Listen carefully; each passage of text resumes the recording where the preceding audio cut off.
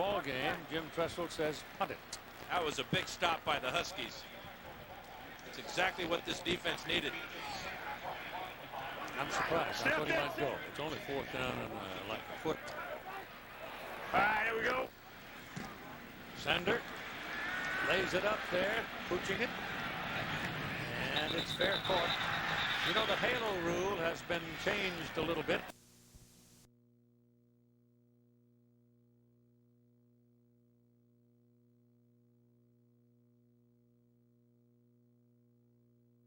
Hofstra, where they've seen some incredible football in these Long Island championships. And tonight, Tom, a couple of teams, a bit of a surprise here. They struggled early, but they've come on very strong to get to this playoff spot. They certainly have, Barry. You have a 4th-place team, Harborfields High School, taking on Manhasset, a 3rd-place team in the league, but they both came through their playoffs very strong. Harborfields with a 6-game winning streak coming into this game. Both have good potent offenses and strong defenses. All right, let's talk about the Manhasset Indians. They like to run the football. They have had a potent offense lately. Big win over Valley Stream South. What can we expect from them? Well, I think we can expect seeing the wishbone and seeing Roger Buttles carry the ball. He's their main man. They like to get the ball in his hands. They like to see him chew up yardage. He can carry the football, as you see right there. Almost 1,000 yards in the season, 882. He wants to get 118 yards tonight. 11 touchdowns, and he can run the ball, but Timmy Gettleman, the quarterback, can also throw. So they're able to go both ways with that wishbone attack. Now, the Harborfields team prided itself on outstanding defense. They surprised people with 2 big wins in the playoffs. They, too, are a running football team. They certainly are, and they're a running football team behind Ryan Brady. Ryan Brady is their big tailback. He follows a great lead blocker, and you see Ryan's stats, 1,612 yards, 20 TDs. He's able to move, and look at the size of that guy coming at you, boy. He's big. You don't want him running you over, and that's what Harborfields is hoping to do. Take the ball, get it in Ryan Brady's hands, and come right at the Manhasset Eagles defense. Brady, 6'3", 220, a Division I prospect. Should be an exciting ball game. And we'll be back with the coaches of both teams in just a moment. Get set for championship football on Cablevision's LISN.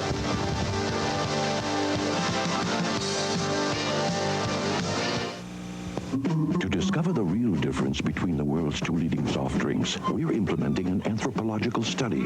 Chimp A will be allowed nothing but Coke. Chimp B, nothing but Pepsi. The results are astounding. The chimp that drank Coke showed improvement in motor skills. The chimp that drank Pepsi, however, disappeared.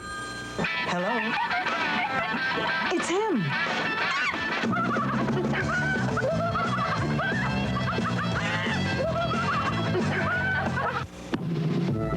We've selected a family I've never seen before for an absolutely unbiased scientific taste test on which is the ultimate beverage, Pepsi or Coke. Let's see what they chose. Eeny, meeny, miny, mo. We chose Pepsi. Pepsi. Pepsi. Great-looking family. Pepsi, made on Long Island by Long Islanders. Good news. Many Genovese locations are now open all night. All night. Something you'll appreciate the next time you need a prescription filled in the middle of the night. Or forget your anniversary. Uh-oh. Some things just can't wait until morning. So drop by anytime. We'll be up. Genovese. Some locations now open 24 hours. We'll take good care of you.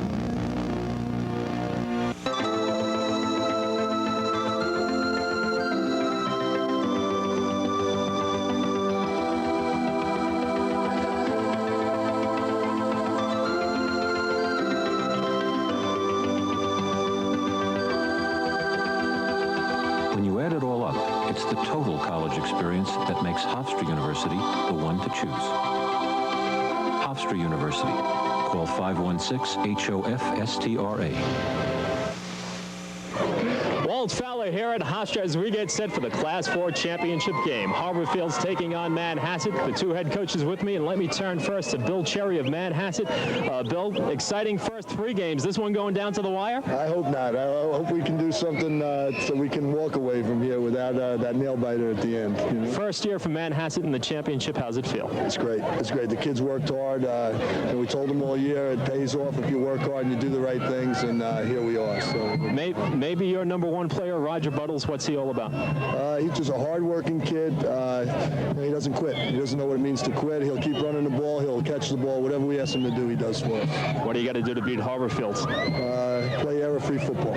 Good football team. Good defensive team. They got some big people on offense at fullback and tailback, and we have to contain them if we want a shot at winning. All right, good luck tonight, Coach. Bill Cherry of Manhasset. Let me turn the trip from Harborfields to Hofstra. How's it feel for you, Tom Combs? It's great. It's been a great season, just like Bill said. We're real happy to be here. Manhasset has Roger Buttles. Harborfields, Ryan Brady. What's his story? Well, Buttles first. Real good kid, both sides of the ball, offensively, defensively. He's a kid we're going to have to stop. We're keying on him defensively. As far as Ryan Brady, he's had as good of a season as a high school kid could have. Offensively, over 1,600 yards, 20 touchdowns. Defensively, 130-something tackles. He's doing it. And the key tonight? Key tonight is ball control. Field position, ball control, who makes mistakes. All right, congratulations for a successful year thus far. Good luck tonight. Head coach Tom Combs of Harborfields. Coming up, Barry Landers and Tommy Howard with all the play-by-play for the Class 4 Championship on Cablevision's Long Island Sports Network.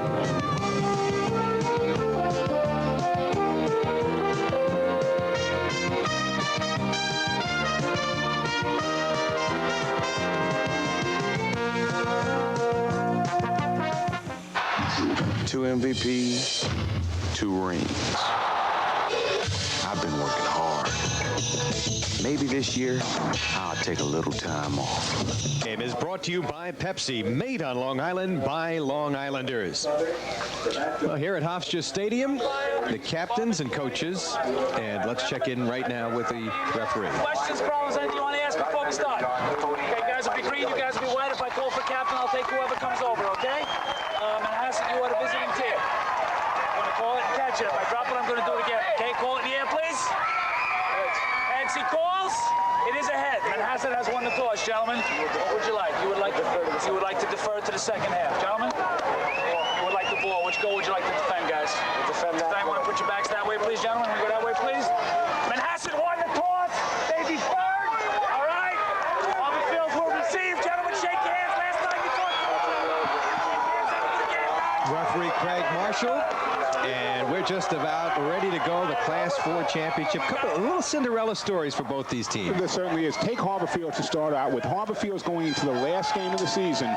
Not only has to win, but has to count on Babylon, which at that point was in 3rd place, to lose to a team that wasn't that good. They did lose. Harborfields won. Harborfields sneaks in and gets into 4th place. They face Amityville, a team they had lost 42-15 early in the year. They come back and they defeat Amityville 7-6 in the 4th quarter. A great field position game. Tom Combs does a good job with his team. Ryan Brady atones for 2 fumbles during that game, pumps it in. Then they come back and beat Wyandancer the next week, a team that had been 7-0 going into the Amityville game. Take Manhasset now. You're looking at the Indians right over there. Manhasset comes in 3rd place in the league.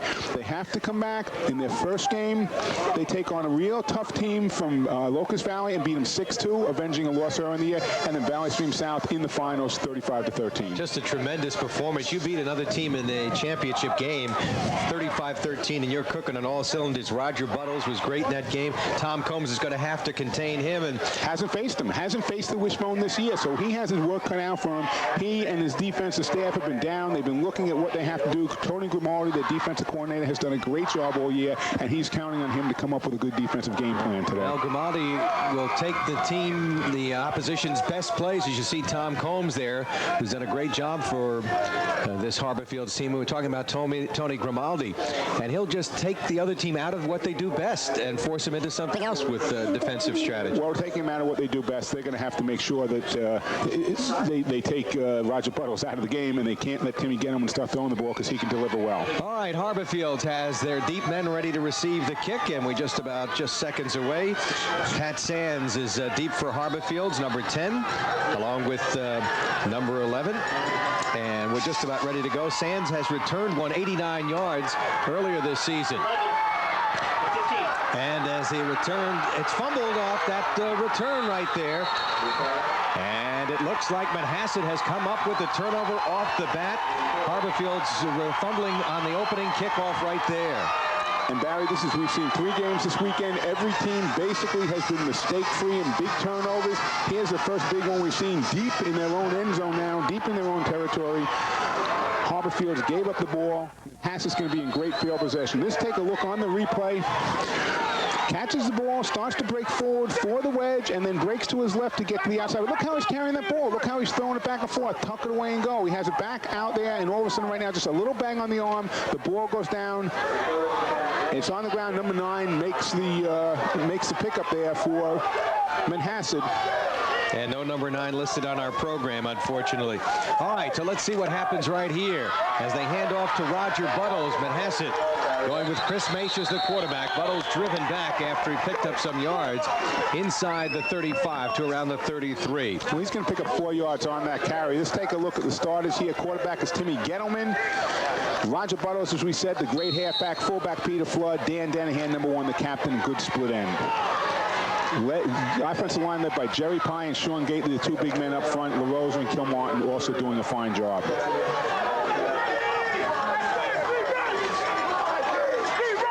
So it is now 2nd down and 6. Now off this wishbone, Gettleman on the option carrying, gets to the 30 as he picked up around 3 yards before he's brought down by Ryan Brady. They're looking at Brady not only as an outstanding running back, but also a great linebacker. Timmy Gettleman's stats, he doesn't throw very much, but look at the percentage. Doesn't need to. They've started to move the ball. They have 2 plays. They picked up 8 yards on the 2 plays. It's a 4.0 average on both plays. Harborfields right now has to get tough defensively because they're in 4-down territory. Gettleman has not thrown any interceptions, only 13 incompletions. You saw 38 for 51. Working out of that wishbone, the up back is Peter Flood, the fullback, 31. 3rd and let's call it 3. And a fumble, and Harborfields has come up with the ball. Good defensive pressure right there by Brian Mahoney. It looked like he broke into the backfield, made something happen up front. It could have been Eric Schaefer, 74, who came up with a fumble recovery. Number 42, we're being told, came up with a fumble recovery. No, it was A.J. Schaefer. That's with 42. The hit. Oh, okay. A.J. Schaefer with a hit, number 42. See, breaking right through there, A.J. Schaefer. Good job, makes a hit.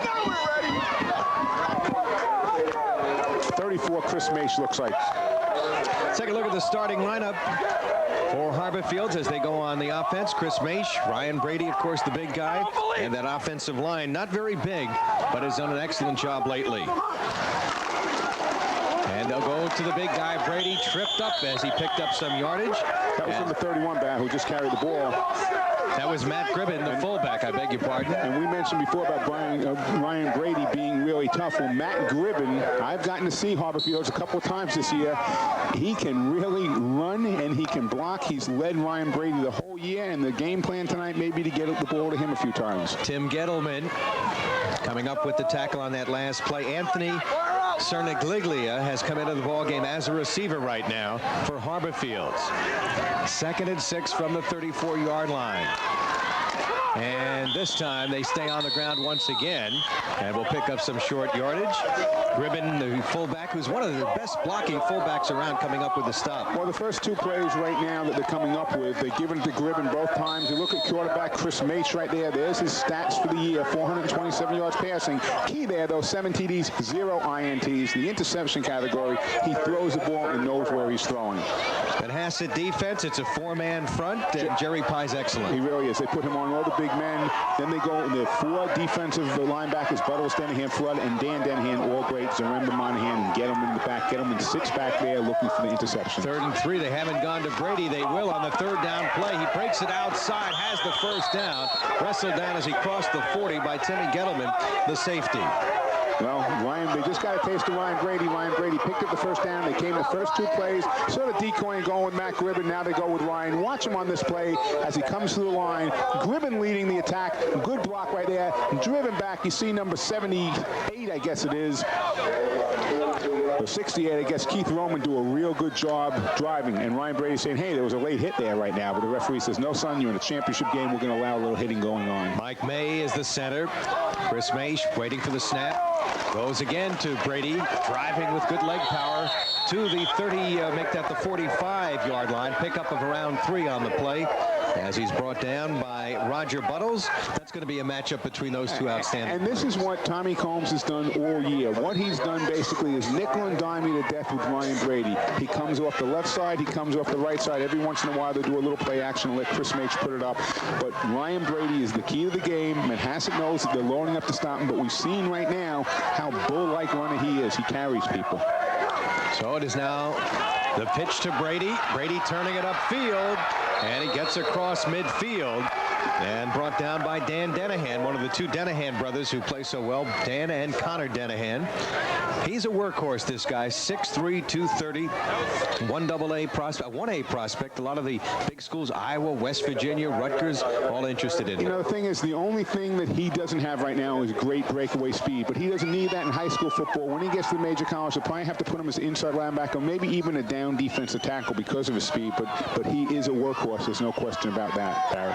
Now they will work out of the I formation on 3rd and 2. Gribben, just an excellent blocking back. One of the best blocking fullbacks they've had at Harborfields. He gets the call here and will be stopped shy of the first down. So they surprise people as he picks up short yardage. It'll be a 4th down play. Connor Denahan, linebacker, made the stop, number 20. I'm surprised, Barry, on that crucial down at 3rd and 2, coming back with misdirection. Get your first down, then come back with that play if you want to see whether or not it works. Get your best back through your best hole. They're trying again to give Matt Gribben a little ball carry, but they didn't have a lead blocker for him. That was very tough. Brings up a 4th down just inside the 50. You got to punt the ball this early in the game as far as I'm concerned. Well, we'll see if Tommy Combs will gamble a little bit right here. His club has been a come-from-behind team, and indeed they will gamble. With Brady, they may be going for it, and they will here. Ryan Brady, 4th and 1. But Hassett puts 9 men up in the box right now. And they go to Brady, and he is stopped shy of the first down, right at the line of scrimmage right there. I don't think there's any question, Barry, of who was going to carry that ball. And again, no lead blocker for Ryan Brady. He's doing so well when he has a lead blocker. So the Manhasset defense comes up big, and they stop the drive there on 4th down the gamble. And it'll be 1st and 10 for the Manhasset Indians, their second possession. Let's watch on the replay here. Okay, you see the replay again. Ryan's just going. You see number 52 in there. You see number 42 come flying in. That's Harry Rister-Rafanos. Number 52 also from Manhasset is Sean Gately. So it'll be 1st and 10 right now. Tim Gettleman working out of the wishbone. And handing off to number 20, and the play broken up. Connor Denahan stopped the left halfback by A.J. Schaefer, number 42, who met him in the backfield. No gain on the play. Schaefer, a 6'1", 195-pound senior, two-way player who plays on offensive end, strong against the pass and does a good job containing the quarterback. That time he contained the ball carrier. And he gets off the ball real quickly, Barry. That's the nice thing about him. He did it that time, got off the ball into the backfield, makes the hit for no gain. 2nd and 10, 4:50 to go in this fast-moving first quarter. Both teams keeping the ball on the ground primarily.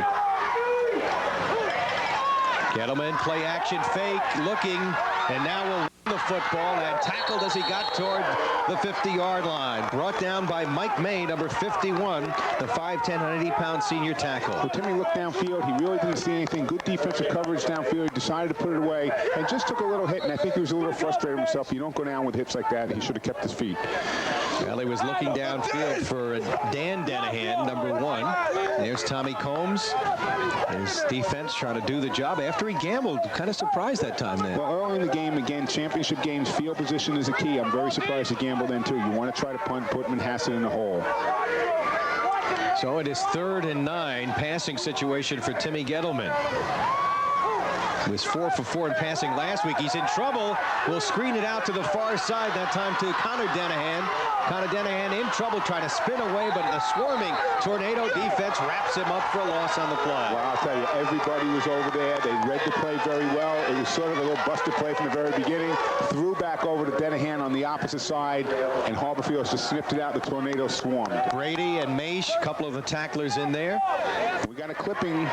There's a penalty flag on the field. Our referee, as you heard, was Craig Marshall from earlier. Now, you take the penalty here, Tom, or you force him to punt? I would, if you can get both. In other words, it's going to bring third down up again. I'd say no. You make them punt, take fourth down. Looks to me like they're going to have their choice. Again, you could go back 15 yards. I don't know that I want to take a chance with a big play, but that 15-yard penalty is a lot. So I don't think there's a bad call here. Personally, I'd make them punt, but I wouldn't have any problem if they decided to put them back 15 yards either. Clipping is the call. Craig Marshall, blocked below the waist. And they're putting them back 15 yards. And again, I don't consider that a bad call either. Especially against a team that doesn't throw the ball. Right, they're not used to throwing the ball. So we're going to see right now, you're going to see number 52. Okay, that's going to be Sean Gately. And you're going to watch right there from behind, number 76 goes down. And that's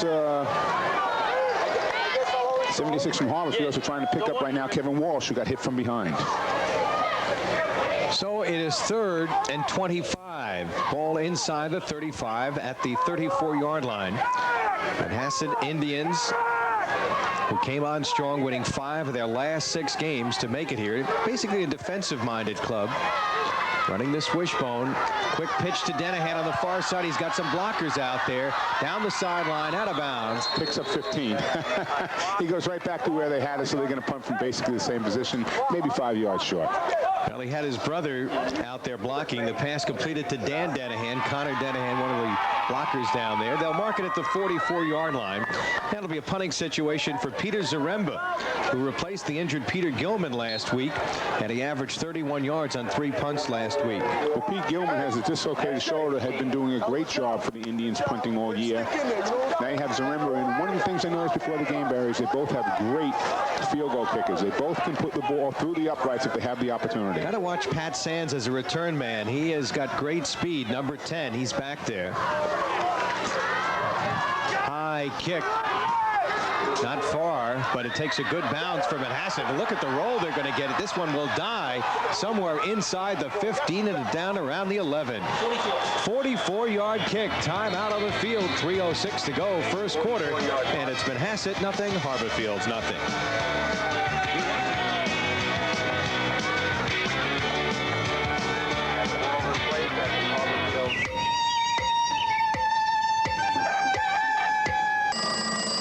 Most things in this world aren't big enough to handle 7 feet 2 inches, 310 pounds. And I ordered the big breakfast. How does that feel? Oh, watch your head, Mr. O'Neill. There is one notable exception. The Big Slam from Pepsi. 1 ice-cold liter of Pepsi big enough to handle the biggest thirst. Ain't life grand? We're implementing an anthropological study. Chimp A will be allowed nothing but Coke. Chimp B, nothing but Pepsi. The chimp that drank Coke showed improvement in motor skills. The chimp that drank Pepsi, however, disappeared. Hello? It's him.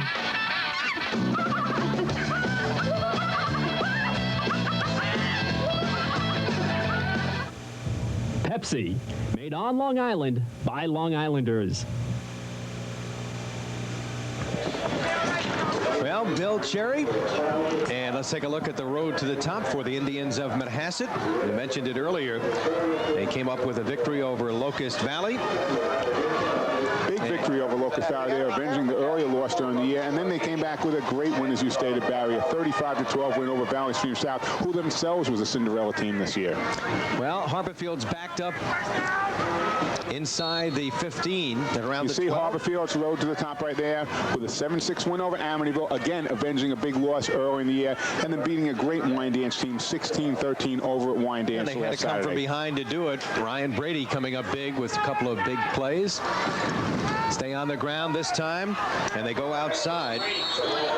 Brady stopped on the play by Connor Denahan, number 20. Now, I tell you, Barry, people probably, when they used to watch my football games when I coached, hated me because when I have a guy Ryan Brady's size, he probably carries the ball 60 times during the game. Nobody else touches the football. There's no passing in the game. This kid, so far, every time he's touched the ball, has gone 3, 4, 5 yards forward.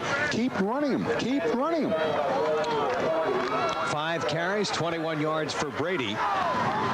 All county the last 2 years, and certainly a Hansen nominee.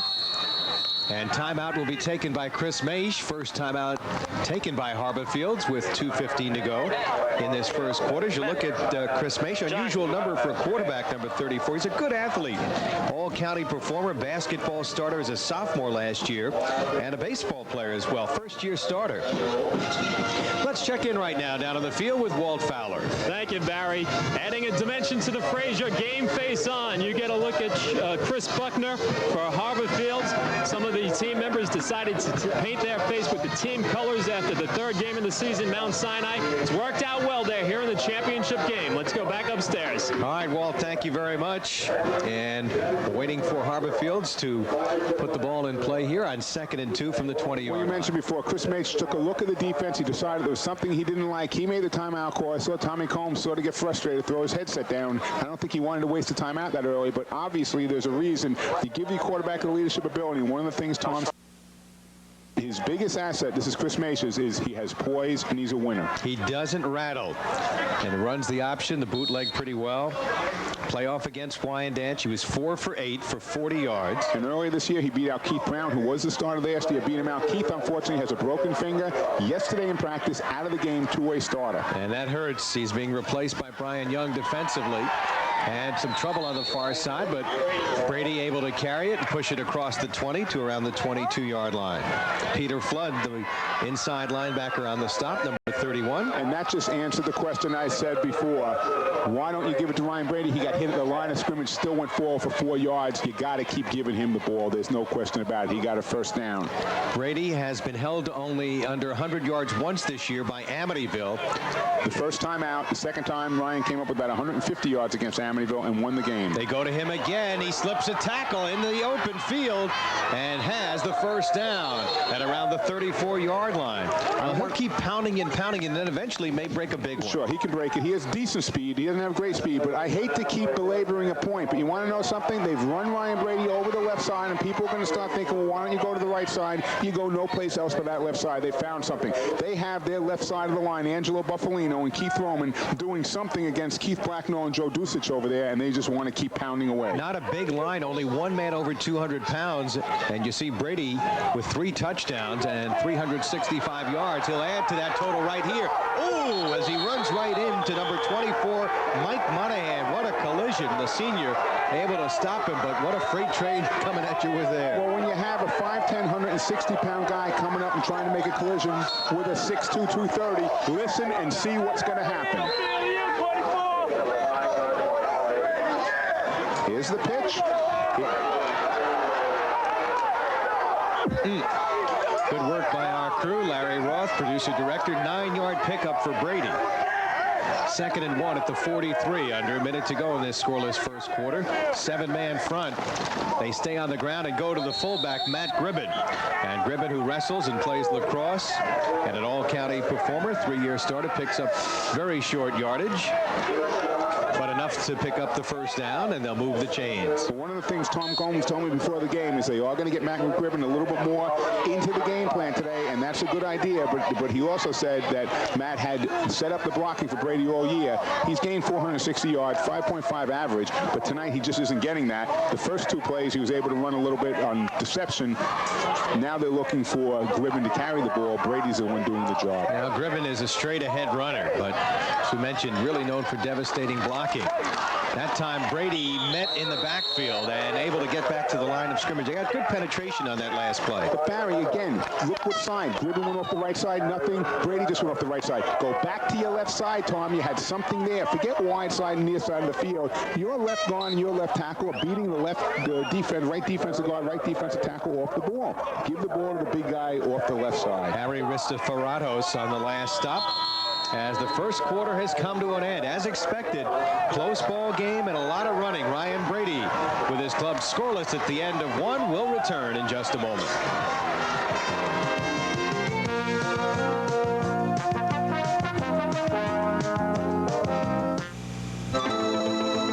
They come here from 60 countries around the world. They come here from 35 states across the nation. They come from around the corner to challenge their intellect, to stretch their imaginations, press their abilities, to equip themselves for life. Hofstra University. Call 516-HOFSTRA.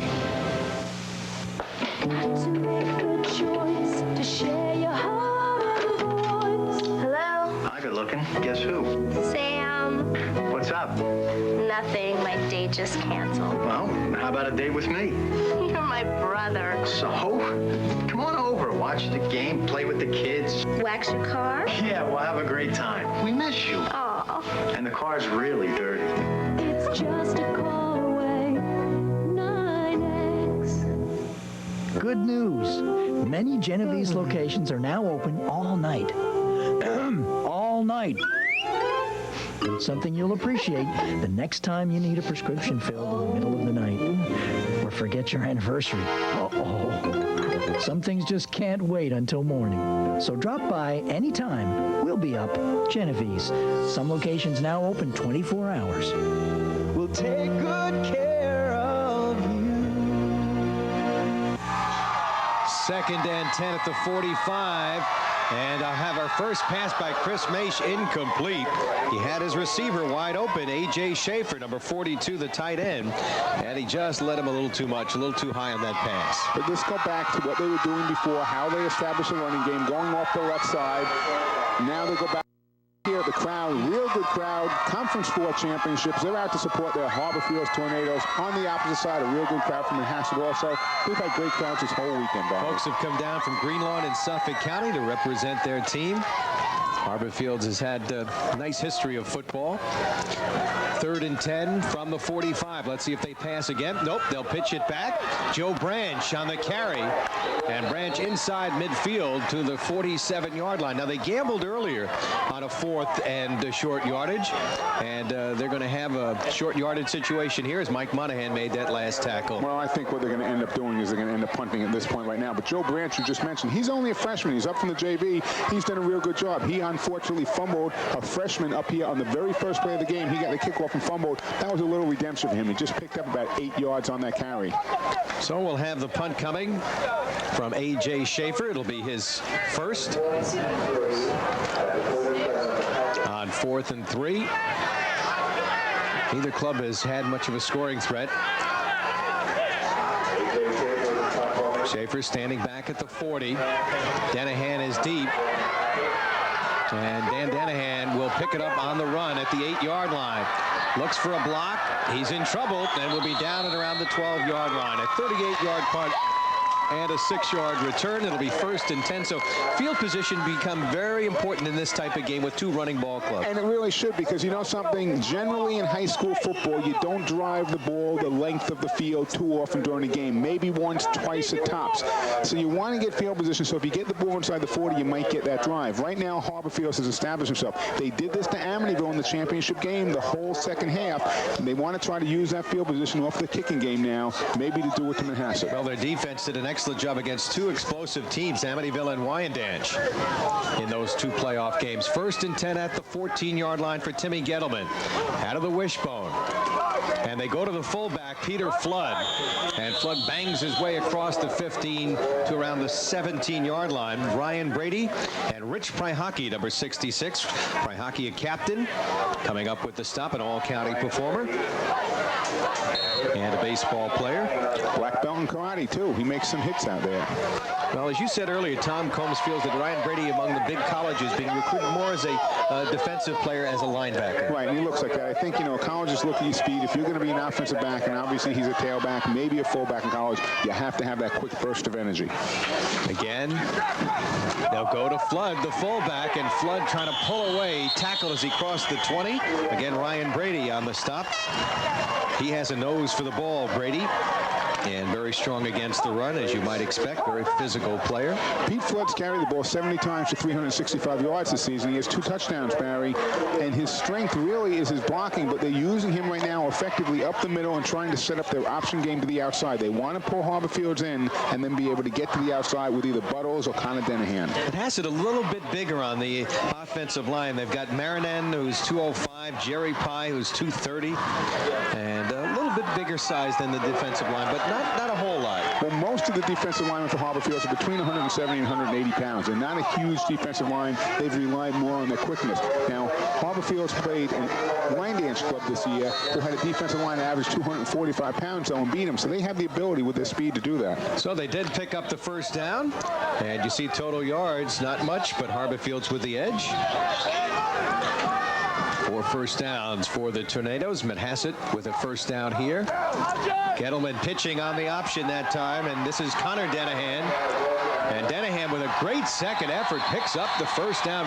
Picked up around 12 yards as he crossed the 35 to close to the 36-yard line. Good effort by Connor Dennehan, the all-conference very aggressive runner, as Eric Schaefer stopped him. And Barry, we mentioned before, they tried to set up the option with Pete Flood 2 times. Coming back now on the outside, Connor Dennehan takes it, gets a good block on the corner, levels, puts his head down, keeps his feet moving, picks up an extra 4 or 5 yards. Roger Buttles threw a nice block for him, number 35. Well, lead option again on the option. Roger Buttles is the offside halfback, gets out to the outside. Haven't given the ball to Buttles that much. They will now. Buttles trying to turn the corner. But a great open field tackle that time by Harborfields, Chris Maish. Well, Chris did a good job of coming up, but Buttles still picked up 4 or 5 yards on the play. Maish coming up from his cornerback position. He's taking the place of Keith Brown. Keith is out, we told you, with a broken finger. Maish moves from safety to corner. Adam D'Onofrio gets into safety, and Maish does a good job of coming up on that. 2nd and 8. Roger Buttles trying to turn the corner. There's a look at Maish, two-way player. That's why he's got number 34, more of a defensive number than a quarterback's number. 2nd and 8 from the 39. Good hold that time for Connor Dennehan off the left side as he's brought down by Eric Schaefer, the younger brother of A.J. Schaefer. Eric just a sophomore, and they think he's going to be a tremendous football player. He may be one of the best in Manhasset for many years. That's how high they are, and he's 5'11", 195, and just a puppy. He really is, and he's going to grow, and he's going to gain the speed and stature. I'm looking at the way that Manhasset now is starting to tear apart the inside of the Harborfields defensive line. They're starting to work their game a little inside, a little outside. It's a very big 3rd down and a long 2 right now, Barry. It's a very young Harborfields ball club. Let's see what happens on 3rd and 2. 5-man defensive front. Gettleman wanted to throw. He's now carrying the football for the first down. Inside the 45 to the 44-yard line. Timmy Gettleman brought down, but he did pick up the first down. Just stepped up, wanted to hit the pop pass. Unfortunately, with the pop pass, they were looking for Dan Dennehan. Dan Dennehan gets down the field, and right in his face was Chris Maish. They didn't want to force it, so he tucks it away. He goes up the left side and picks up the all-important first down. Matt Gribben and Pat Sands on the tackle, but not before the first down picked up by Gettleman. He's worked hard this summer and doesn't make many mistakes. That's the big thing about Timmy Gettleman. From the 44. They'll stay on the ground again. Flood trying to pick up some tough yardage, but not much there. Ryan Brady and A.J. Schaefer combining to stop him. Well, what Harborfields does very often is they double stack in the middle. They put Eric Schaefer and Ryan Brady back to back, and they'll try to just let Ryan Brady pick on someone. They've taken a little bit out of that with this wishbone attack because they can't let 2 guys stay in the middle or they could get to the outside, so they've broken it up. They're more in a 4-4 look at this point. You see Ryan Brady breathing with the cold air here. It's a little chillier, but still great football weather. Temperature in the 40s. 2nd and let's call it 7. And some movement on the line right there. It looked like number 73, Matt Marinan, was moving. 6'1", 205-pound senior right tackle. And you know what happens, Barry? You're moving the ball very well right now. You have a 2nd and 7, 2nd and 8. You're starting to go, and all of a sudden you get put back. Now they're going to call it against Harborfields. They say encroachment. Well, we have encroachment against the defense. He jumps to see if 73 moves. He's right there. 73 moves. That's a bad call. You see the man moving at that point right now before the other man came into the neutral zone. Referee only saw the green man coming across, so the call goes on. Matt Gribben, number 31, I believe. They called him for crossing the line. Well, Gribben gets the call, and Manhasset picks up the 5 yards, and now they're in 2nd and 3. Great field position. At the 36-yard line. Scoreless second quarter. Pitch to Buttles. Has blockers at the 30. Inside the 30. First down at the 28-yard line. Brought down by Eric Schaefer, but an 8-yard pickup for Roger Buttles on the quick pitch. So Buttles, who came in with 11 touchdowns and 160 yards and 3 scores against Valley Stream South, gives him a first down inside the 30, Tom, at around the 28. Well, they're able to go. They've said Connor Denahan has done very well so far. Buttles has done well. Gettleman's running a good offense here. They're starting to move. If you're Harborfields, you have to be concerned right now. They have to come up with some big defensive plays. Connor Denahan, the only flanker, to the right side. Out of the wishbone. Handoff to his brother, and that is Connor Denahan. And he's inside the 20, close to another first down. As they're running effectively on these last 2 plays. Quick burst that time by Connor Denahan. Hits the holes pretty quickly. He really does. He gets right through there, and I'm looking at Ryan Brady helping out on the tackle there, and Ryan's getting tired on defense. That got to hurt him later on offense if he's using up all his energy playing defensive middle linebacker. Adam D'Onofrio, number 33, made the stop. He's replacing Maish at the safety position. So as you mentioned earlier, Tom, Mace has moved over to replace the injured Keith Brown at cornerback. 10th play of this drive, which started at the 15-yard line, 2nd and 1. And they go to Denahan, and Denahan appears to have the first down as he cracks to around the 18 or 17-yard line. He averaged over 6 yards a carry, Connor Denahan, this year with 3 touchdowns, 546 yards. Craig Marshall signals the first down, 1st and 10. He's a lacrosse and basketball player, Connor, just a sophomore. Both teams have a lot of young players, Tom. You look at the roster. Flood, Buttles, Denahan, and Gettleman, all underclass. All backs are back for Manhasset. Now, one of the things looking at this when you come into the game, the leaders of the team for Harborfields are mostly their running backs. Brady, Ribbon. A lot of those guys are upperclassmen. You think they'd be able to lead them to the victory. Timeout on the field. 4:50 to go in a scoreless first quarter. And you're watching Cablevision's Long Island Sports Network.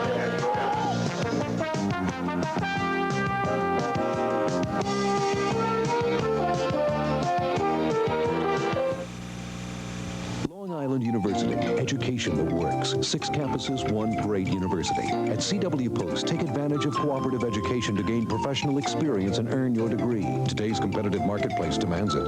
157 academic areas of study. Our award-winning honors program and academic advising help realize your potential. We have all the resources of a major university with the personal attention you deserve. Call 1-800-LIU-PLAN. Choose CW Post. Quality, affordable education, 1 student at a time. Make your auto mobile. Advertise in Newsday Classified and watch it burn rubber. Say bye-bye, birdie. Advertise in Newsday Classified and watch him fly like an eagle.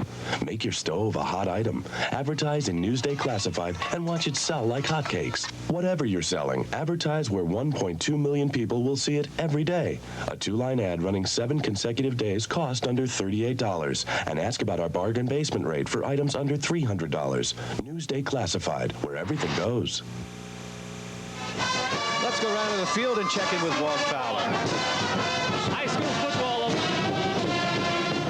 school football, a lot more than players on the field. Screaming, standing, cheering. You see the Harborfields band, 100 strong, 3.5 half bus loads and a truck to bring all the instruments. Let's go back upstairs to Barry and Tom. Thank you, Walt. Great bands throughout the day here, Tom, from last night with Connecticut's 210-piece band, Massapequa. Just tremendous performances by these kids in the marching band. It really is. And when you think about high school football, you have to think about all the hoopla that goes along with it. You have to think of the fans to come out, the moms and dads that support the team, the cheerleading squads, the kickline squads, the bands, the 100-piece bands with the trucks and everything else. 1st and 10 at the 17-yard line for Manhasset. Looking to get the first score of the game. Gettleman to throw, looking for Danahan. He's out there, and it's ruled incomplete. Good play action fake there. Faked everybody out in the stands. Dan Danahan, who's caught 20 passes, their leading receiver, 4 for touchdowns, was out there and almost came up with a touchdown reception. He's the senior, honorable mention, all-county, a top lacrosse prospect, maybe one of the best in the entire country. Well, they feel he's the top attack player in the country right now. Hopkins, Princeton, University of Virginia, they're all looking at him. Great speed, great hands, and again, he can play attack on lacrosse. He can play split end on the football team. 2nd and 10 as they work from the wishbone. This time it's his brother, Connor Danahan, and Connor gang tackle driven back as he crossed inside the 15, and they'll mark his forward progress about the 14-yard line. It'll be about a 3-yard pickup. Well, Connor's had such a great first quarter, first half right now. He's been able to carry the ball very well. Only a sophomore. We think that he's going to end up, we're looking at Buttles. Everybody's waiting for Buttles. They're giving it to Flood a couple of times to set up the option, and Connor's carried the ball 6 times for 32 yards. Ryan Brady again in that last stop. He's had 139 tackles, Brady, coming into the game today. Big play here, 3rd and 7. Let's see if Gettleman goes to the air. He's got Danahan as his only wide receiver. Single coverage for Dan Danahan. And he'll keep Gettleman on the option, get inside the 10, but he's shy of the first down by about a yard or so. And it brings up a 4th and 1. They both have good field goal kickers. We're going to see the decision. Bill Cherry has the first real tough decision of the game. Do you go for the 3? They're taking a timeout because they want to talk it over, or do you kick the field goal with Pete Zaremba? Zaremba has 1 field goal this year, a 19-yarder. But watching before the game, Barry, he definitely has the ability to kick the ball. The timeout has been taken.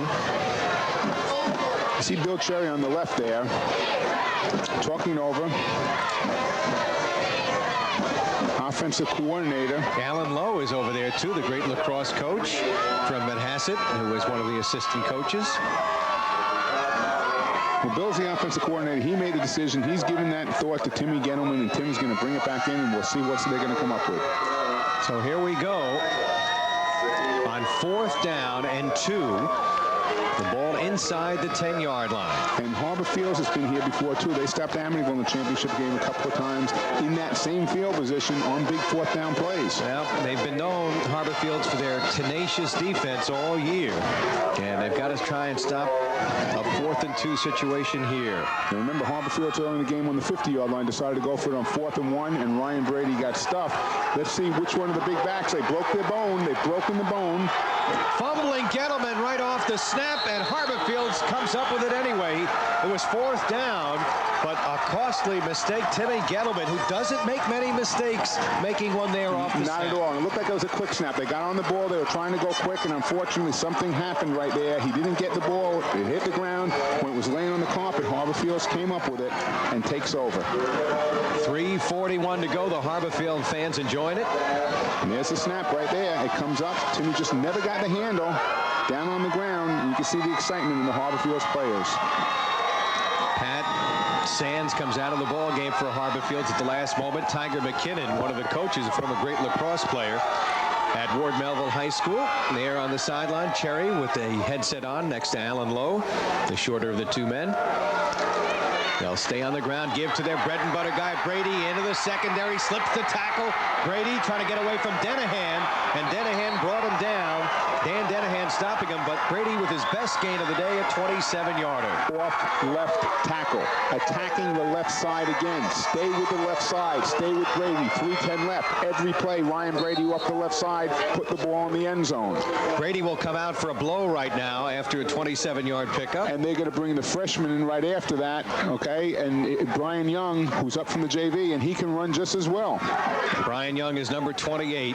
Brady now has gained 71 yards on 10 carries.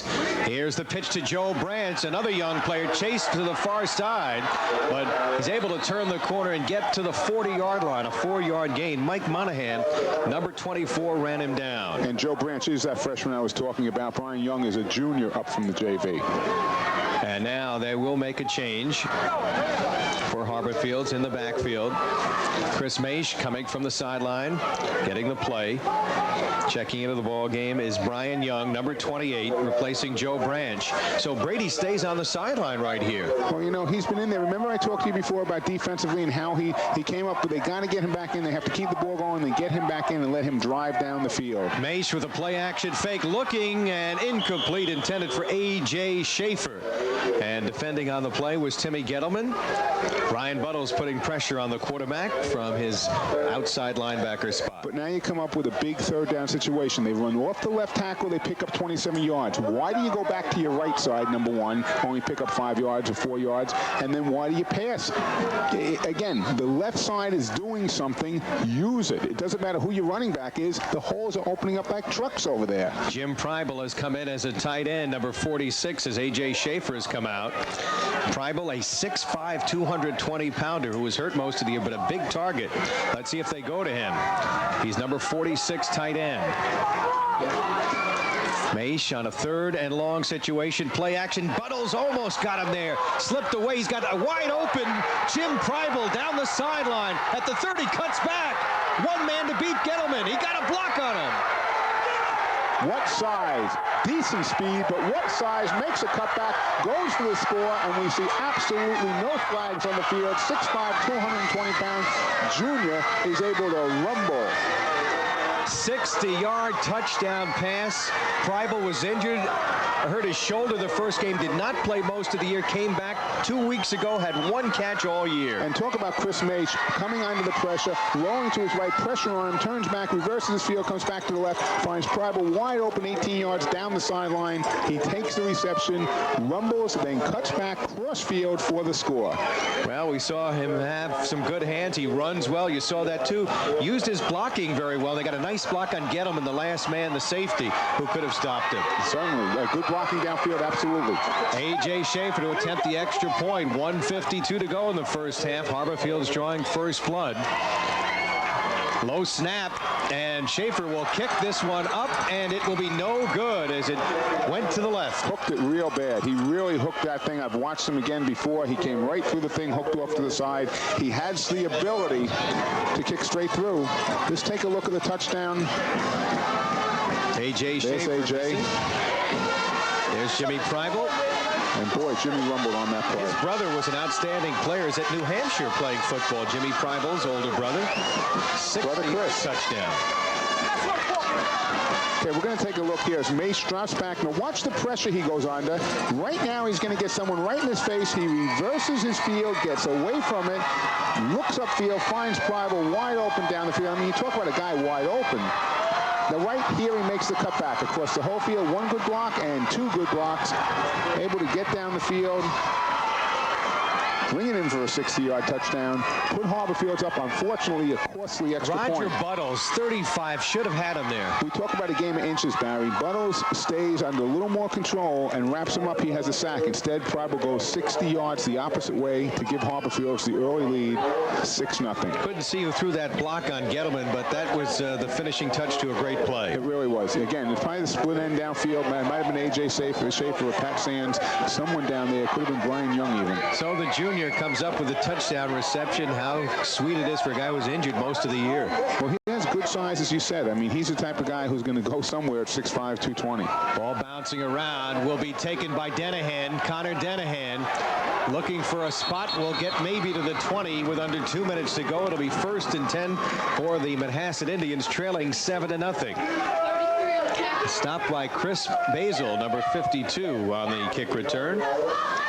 So let's see if Manhasset will put the ball up here. Timmy Gettleman has thrown for 476 yards and 5 touchdowns. He's 2 for 3 today for 12 yards. There's 1:30 roughly left to go in the first half. I don't know that you want to take a chance deep in your own end zone. I'd be satisfied going in down 6-0. You can go to the last play of the game, score a touchdown, and kick an extra point, and still win 7-6. So good point, Tom. We have a whole half ahead of us. Gettleman handing off. Nice hole that time. And Dan Denahan will pick up some nice yardage. 12-yard pickup. How'd you like to have a backfield? Connor Denahan, Dan Denahan, Buttles, Gettleman, Flood. I mean, they just, they can come at you from any different direction. Well, Manhasset, known as a lacrosse school, has had some good football teams over the years.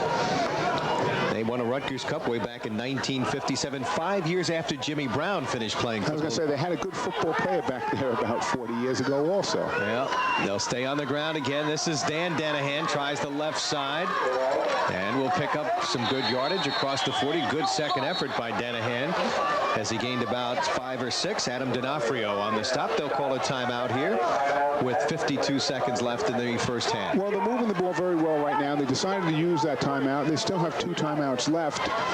And I think watching before the game, watching Timmy Gettleman put the ball up, he has a real nice touch. If he can put that ball up, he can get some people to run under it. Again, the Wishbone doesn't throw the ball that often, but he has a good split end in Dan Denahan.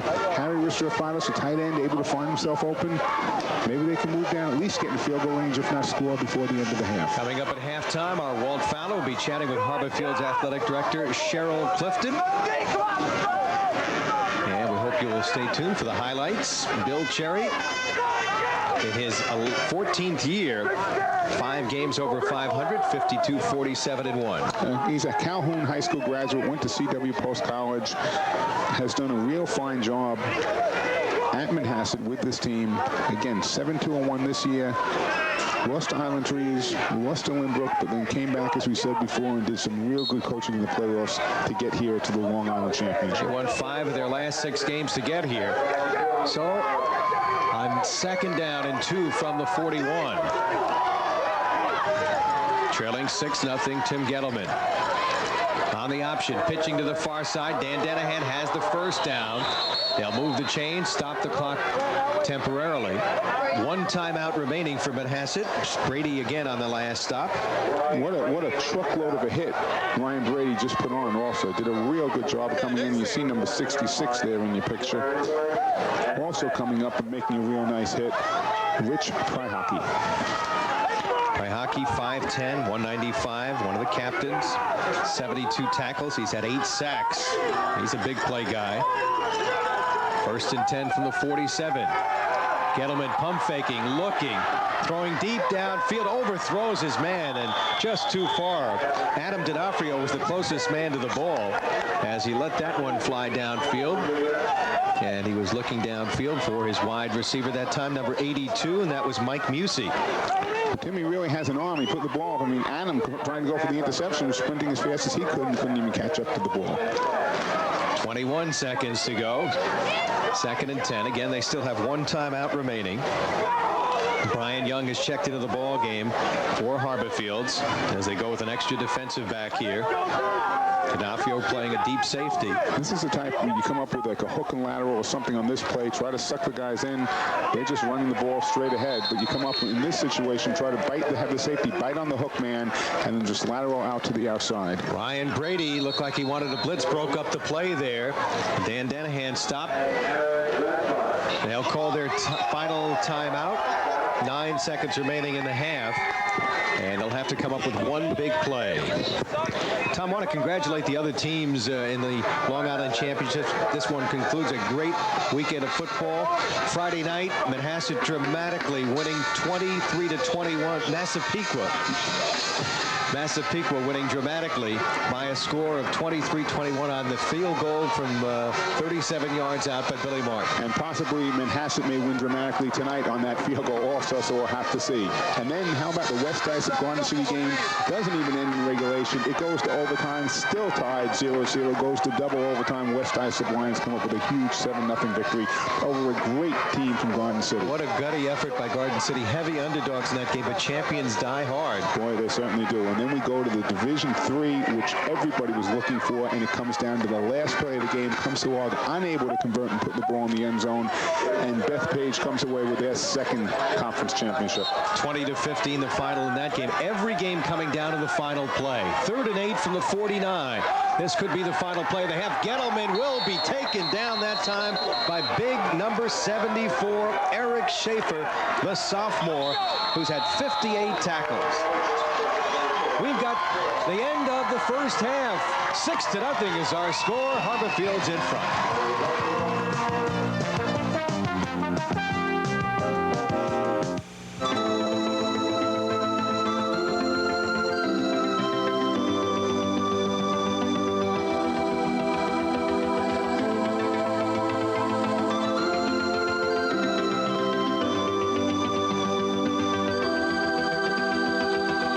Add it all up, it's the total college experience that makes Hofstra University the one to choose. Hofstra University. Call 516-HOFSTRA. For 29 years, Community Action of South Old Town has been helping low and moderate income families within the town of South Old and the village of Greenport achieve self-sufficiency. CAS meets their immediate needs by offering counseling, operating an emergency food pantry, and providing loans to cover medical emergencies. And to help the community's youth prepare for the future, CAST also provides vital tutorial and educational services. Cablevision and CAST working together this holiday season for the people of Long Island. A dozen eggs. Make that 11. A dozen donuts, plus one's a baker's dozen. A dozen pair of sneakers, plus one free. That's the Athlete's Foot family plan. When a family buys 12 pairs, earn one pair free. No time limit, no cards to carry, and no cost. Any footwear, including cleats, count toward your dozen. Choose from all the top brands, Nike, Reebok, Fila, LA Gear, and check out our exciting lines from No Fear and Starter. Put your best foot forward at the Athlete's Foot, the best service and selection known to feed.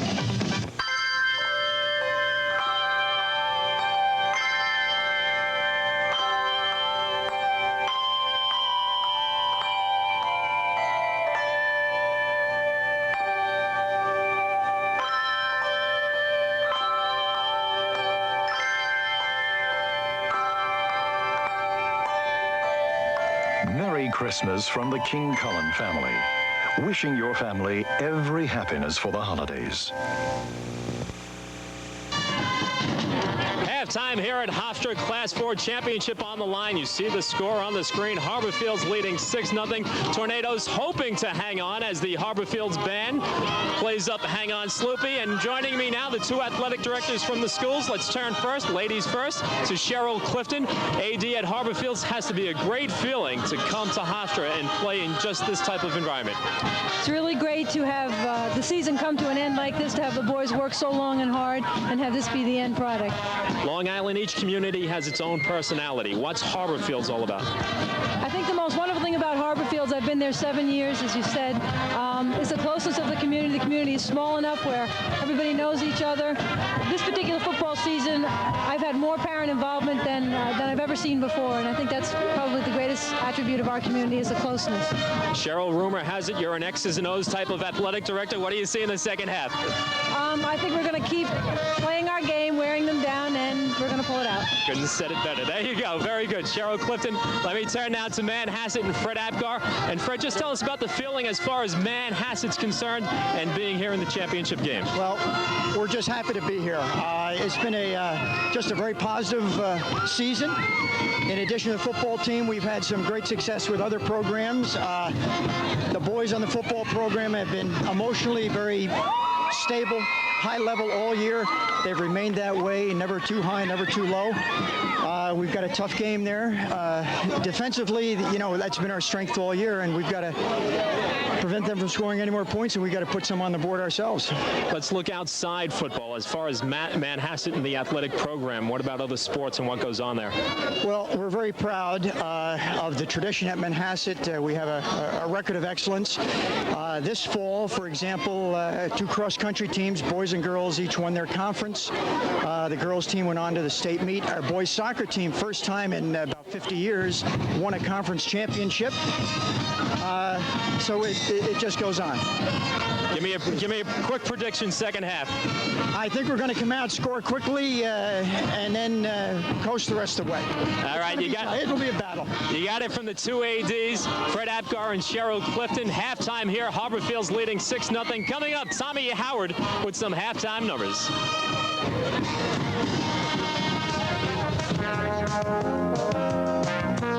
Right now, 300,000 Long Islanders need emergency food assistance.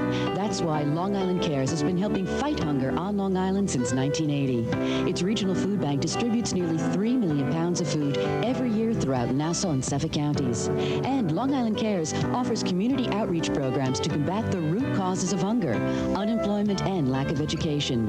Cablevision and Long Island Cares, working together this holiday season for the people of Long Island. Say cheese. Is this dull or what? Express yourself. There's more than one way to play. You never run with the pack. You gotta take your best shot and show them what you got. You don't know how to hold back. Rebel. Express yourself. Express yourself. The Rebel X from Canon. For 18 years, Victims Information Bureau of Suffolk has been providing crisis intervention, counseling, and advocacy to victims of domestic violence and sexual assault throughout Suffolk County. VIBES offers a children's program, an elder abuse program, and HALT, a program for batterers who want to change their abusive behavior. Please help VIBES expand its vital public awareness and preventative education programs designed to prevent violent behavior.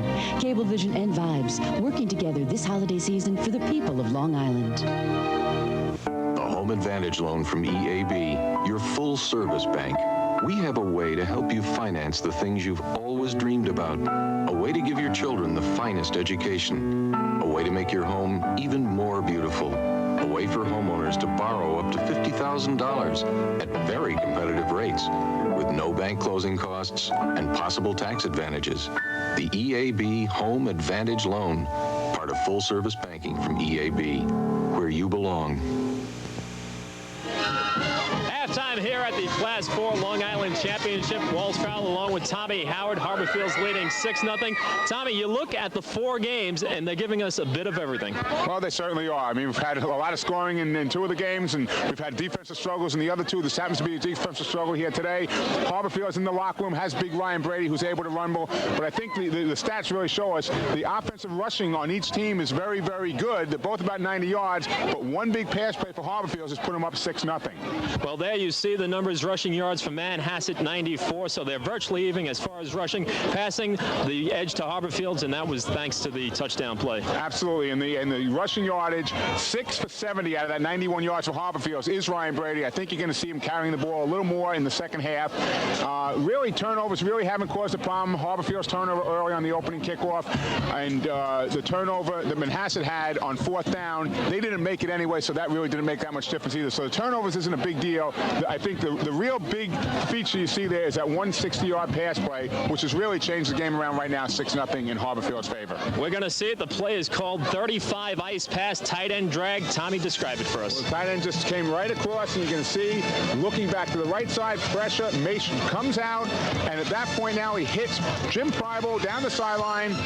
Jimmy takes the ball, he dragged across the field, he comes down the sideline, but right now he decides to make his cut. A real nice block there on the corner, comes back, reverses his field, another block on the corner, sees the end zone and gets in. That's 6 points. Extra point, unfortunately missed. May come back to haunt Harborfields later on if they can't put another 6 up on the board, but we have a 6-0 lead here at halftime. Are we seeing one touchdown in the second half or maybe more scoring? Well, I think, again, if Harborfields gets back to the game plan and gives the ball to Ryan Brady off a left tackle, we could see a lot more scoring. Manhasset has a good balanced offense. They have to try to control the ball. We could be in for one more last play game, 7-6. How about that at the end of the game? Should be a good one. The grand finale half of the Long Island Championships coming up.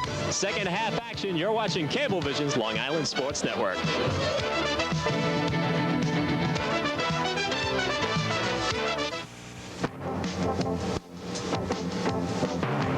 American Refuel, helping to solve Long Island's solid waste problem by converting trash into electricity. Operating an environmentally safe waste-to-energy facility in Hempstead, where more than 1 million barrels of oil are saved every year. American Refuel, committed to protecting the environment for future generations. They come here from 60 countries around the world. They come here from 35 states across the nation. They come from around the corner to challenge their intellect, to stretch their imaginations, press their abilities, to equip themselves for life. Hofstra University. Call 516-HOFSTRA. A dozen eggs. Make that 11. A dozen donuts, plus one's a baker's dozen. A dozen pair of sneakers, plus one free. That's the Athlete's Foot family plan. When a family buys 12 pairs, earn one pair free. No time limit, no cards to carry, and no cost. Any footwear, including cleats, count toward your dozen. Choose from all the top brands, Nike, Reebok, Fila, LA Gear, and check out our exciting lines from No Fear and Starter. Put your best foot forward at the Athlete's Foot, the best service and selection known to feed. After a day at my office, I need a place where I can become civilized. And nobody can touch me when I'm in a Lincoln Town Car. In fact, the Town Car is so comfortable, I feel like taking a road trip for a little rematch. The new Lincoln Town Car Touring Edition features an all-new interior loaded with personal touches and $1,100 in savings. Only at your Tri-State Lincoln dealer. Barry Landers along with Tom Howard, and we're back here at Hofstra University, second half, moments away from starting. A.J. Schaefer for Harborfields kicking off, and he drives this one downfield. Dennehan will take it at the 7-yard line. Up the middle to the 20, big hole, and Dennehan drives his way across the 35 to the 37-yard line. Met Eric Schaefer, number 74, in the middle there, and just drove into Eric Schaefer. Eric's a 5'11", 195-pound sophomore, and Dennehan, a 6', 185-pound sophomore, said hello and met him right there, driving him back.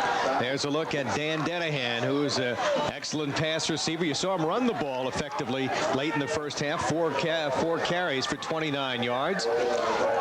And he'll start as a wide receiver. They work out of that wishbone, trailing in the ball game 6-0.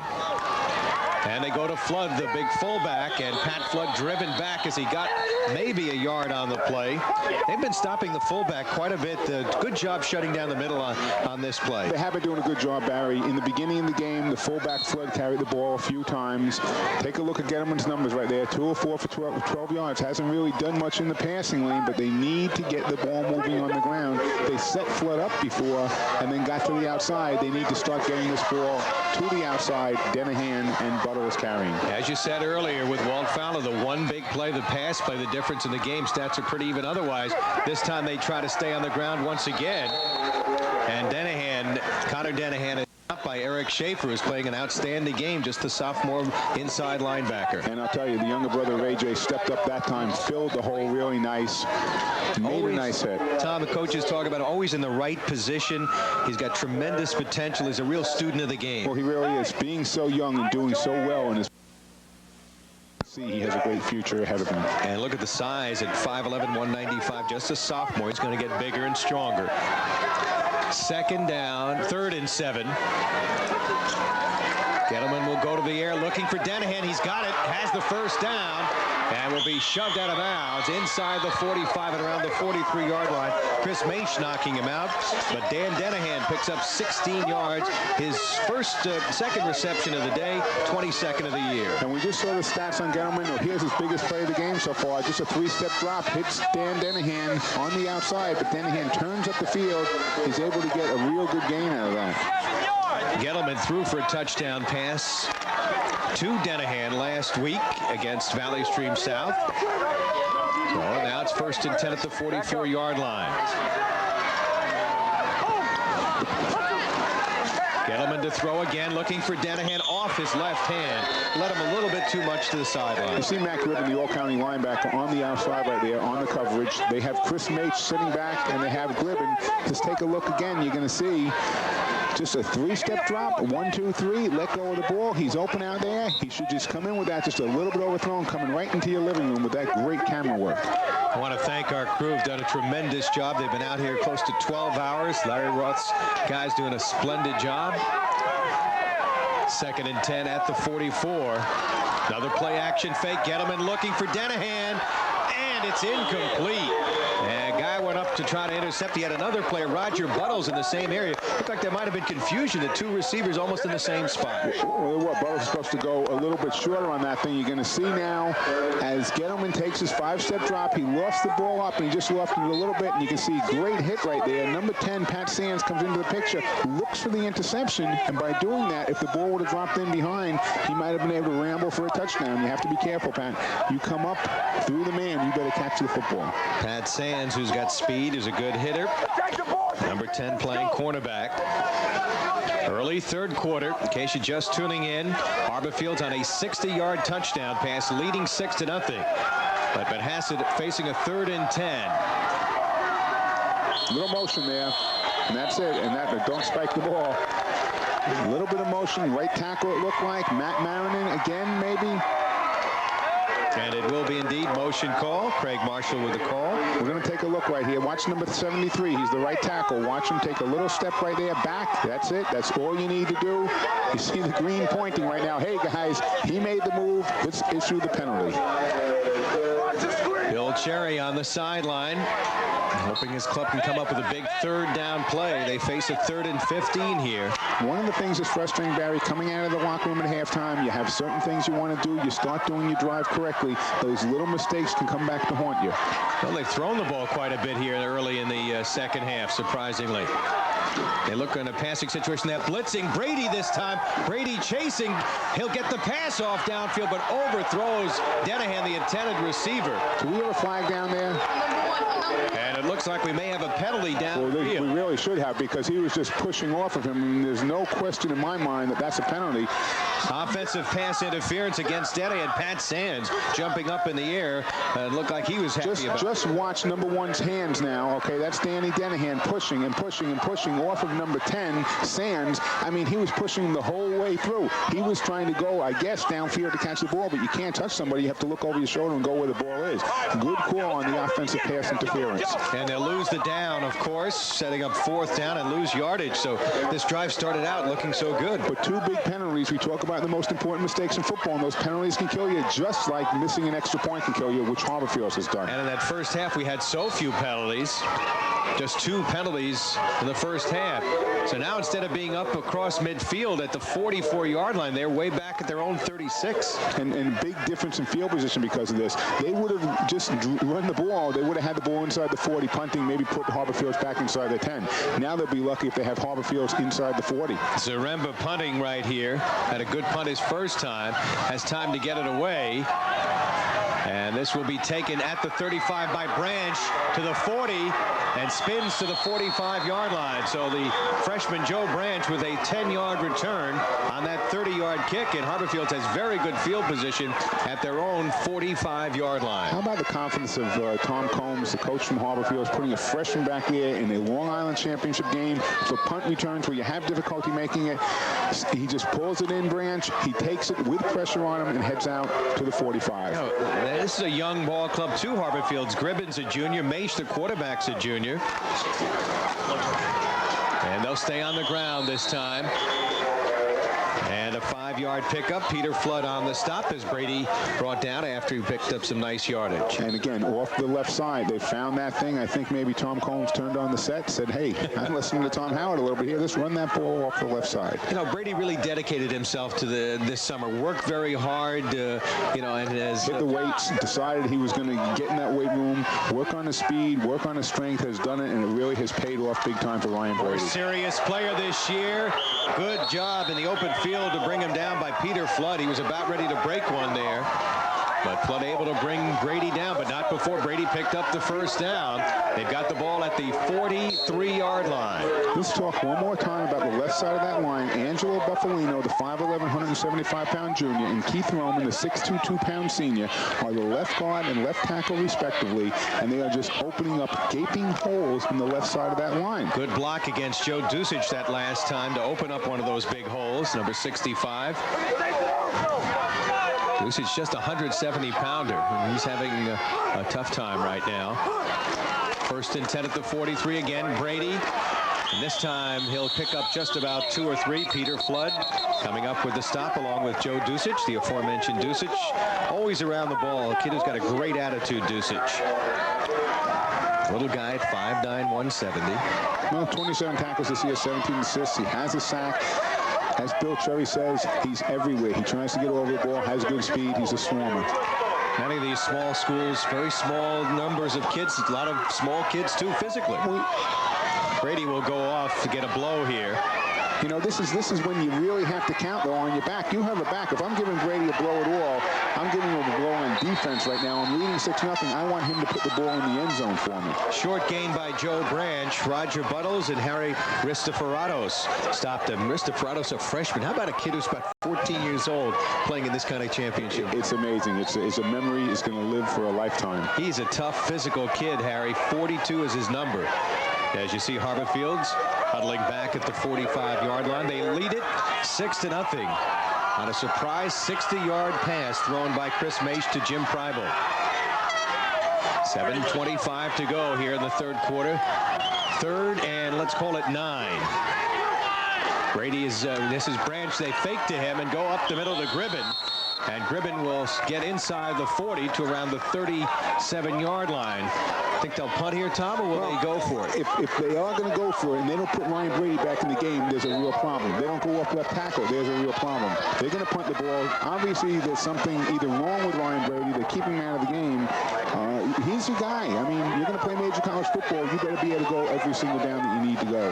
First punt was 38 yards for Schaefer. Well, they want the defense. They have so much confidence in their defense. They say, let's pin Manhasset back at the 15-yard line. Force him to go 80, 90 I don't have any problem with that. I think that's a good move. I'm a kicking game specialist. Right. I think, you know, get him down in there. I have no problem with that at all. I'm saying if they decided to go, they had to have Ryan Brady in there. Fake. And the ball lost on the far side by Harborfields. They would have been far short of the first down at any rate. That is a mistake as far as I'm concerned. That's how you lose championship games, when you start doing things and fooling around. Either punt the ball or get up and line Ryan Brady up. Don't mess around. You have the best running back we've seen here so far, and you're doing all the garbage. Give him the ball off the left side. Brian Young, number 28, we'll keep an eye on him in a moment. Take a look at the replay. Okay, we're going to see right here the lineup and punt formation. You see the kicker faking, a bear snap over my head, but you see Brian Young. He got the pitch there. Exactly, messing it up, not going. There's the fumble, the ball goes forward. Manhasset takes over in good field position. All right, Manhasset staying on the ground. Connor Denahan picks up about 4 or 5 off the left side. Brady on the tackle. Probably save Brady for defense. Figure we need him when we're ahead, and just taking a calculated, maybe a gamble. Okay, but the thing is that Ryan Brady has played 10 games so far this year. This is his 11th game. He plays both ways. I've seen him go in games the whole time. This is when you have to rise to the occasion. You don't take breaks in this game. If you're injured, that's one thing, but you don't take your blows. You come and you play every down. You don't get to the Long Island Championship that often, Barry. Second down, Tom. And about 5. Big hole for Flood, the fullback, his best run. And Flood picks up the first down. And he got popped that time. Yeah, he may have the wind knocked out of him the way he's looking right now. I mean, he got a hit from the left and the right. You see him going out right now. I have to check and see whether there's an injury there or whether that's just the wind. But you can see how he's walking off right now. He got a real good shot. And they'll make a substitution right here.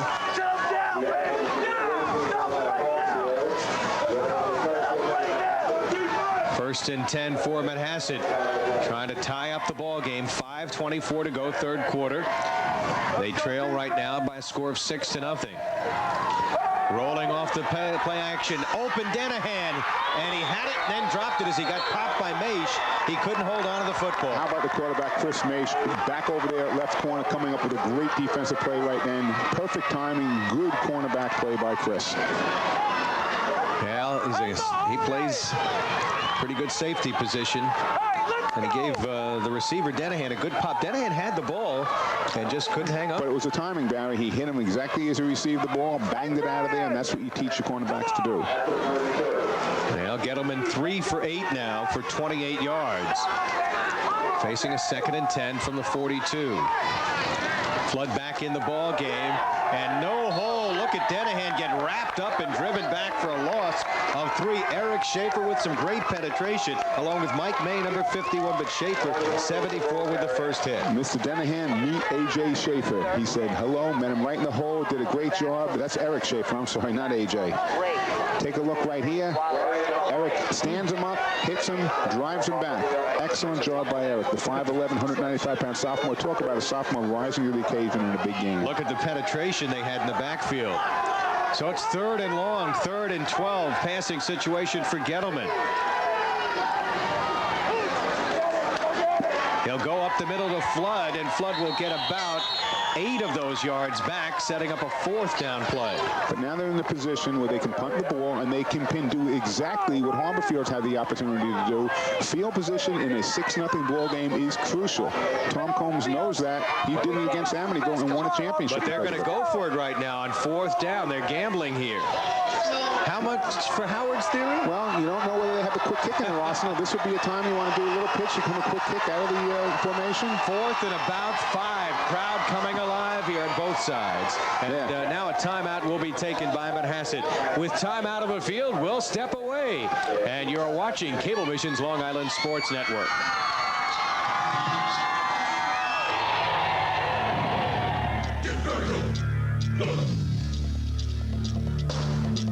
That's nothing. Ain't no doubt about the power of 2. Check this out. Get vertical, vertical with the power of 2. Get vertical. With the power of 2. Well, there ain't no doubt about the power of 2. For the airborne thrust of rocket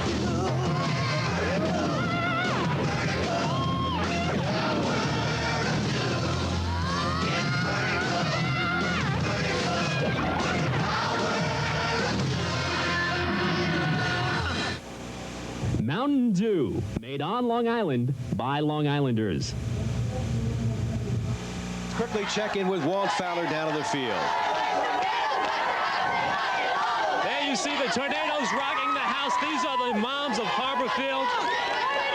Behind every successful football player is a mother. There's about 40 moms here, and buried in the middle, in the hat, maybe you could see them, the principal singing Tornadoes Rock the House, part of the high school spirit tonight here at Hofstra. Back up to Barry and Tom. Gotta love the spirit, folks from Green Lawn, right near my home area of Dix Hills, coming out full strong. Well, here you go. You come up with a 4th and 5 situation. Ball's on the 37-yard line. Let's see what happens. Gettleman. Rolling right. He'll have to keep throws. Denahan cannot hang on. Maish again came up and popped him, but Denahan could not hold on to the football. One of the reasons I'm so conservative, Barry, is because I have made a study over the years of 4th down situations. The opportunity was there for Gettleman to run. He decided to pass, and when you pass, bad things happen very often. Watch now. He comes out on the corner, put the ball up in the air, freeze everybody, and run for your 5 yards. Well, he had a guy in his face. He might not have been able to run. He did put the ball on the money, but unfortunately, when you throw the ball, not only does your pass have to be good, the receiver has to catch. Harborfields went for it on 4th down in the 20, 4th and 1, missed it. Harborfields went again on a 4th down fake punt, missed it. That time you just saw Manhasset went 4th down, missed it. It's not easy to make 4th down plays. Tom Howard always with those percentages in his favor. Brady off the right side this time. Bangs his way to the 40-yard line. Stopped by Jerry Pye. First time we've mentioned Jerry Pye, but what a tremendous season this all-county player had. 5'9", 230-pounder. Hardest worker on the team, according to Bill Cherry. He's an academic all-conference person. He's the #1 guy that he goes up against. They decide who they think the best offensive lineman is, and they move Jerry in that position. They have him at guard on the offense, and they usually can flip him to tackle if they need to take on a good defensive tackle, so they can move him all over the place. Bill Cherry hoping for a good defensive stand. He wants to get his offense the ball back. 3:12 to go, 3rd quarter. Harborfields with the ball leading 6-0. They go to Gribben. Short gainer as he bangs straight up the middle and stopped after a very short pickup by Tim Kelly, who's in the ball ball game for the first time in a while. The captain, he did not start the ball game. They started Dan Denahan at the outside linebacker, and Peter Zaremba moved into the secondary, replacing Denahan. Well, they did. I'm not sure. Tim Kelly has been playing most of the year, number 32. He's a senior. He has interception, a fumble recovery, 21 tackles on the year. But anyway, Danny went in there for him, and now Timmy's back in to see how he's going to do. Manhasset needs a big play defensively here on 3rd and 5 for the Tornadoes of Harborfield. Here's Brady, and he is stopped, gang tackled, and driven back that time. About 5 of the white shirts there, and a big defensive stand by Manhasset. I still come up with the same question I posed all game. Why do they go to the right side or up the middle when they have the left side? There has not been once where he has been stopped to the left side when he's run the ball. Well, Gettleman wants to get his hands on the football once again, and he will. Denahan will go back to return the kick. Danny Denahan, who has dropped a couple. Harborfield's faked on their last chance. The 2 Denahan brothers are back there, Connor and Dan. Schaefer's kick will be taken by Dan at the 30, 35, 40. And will drive to the 45-yard line. An 18-yard return on the 31-yard kick, and they've got good field position. And Harborfield's had to get to the 48 for the first down. They never made the first down, and now Manhasset's going to take over on their own 45.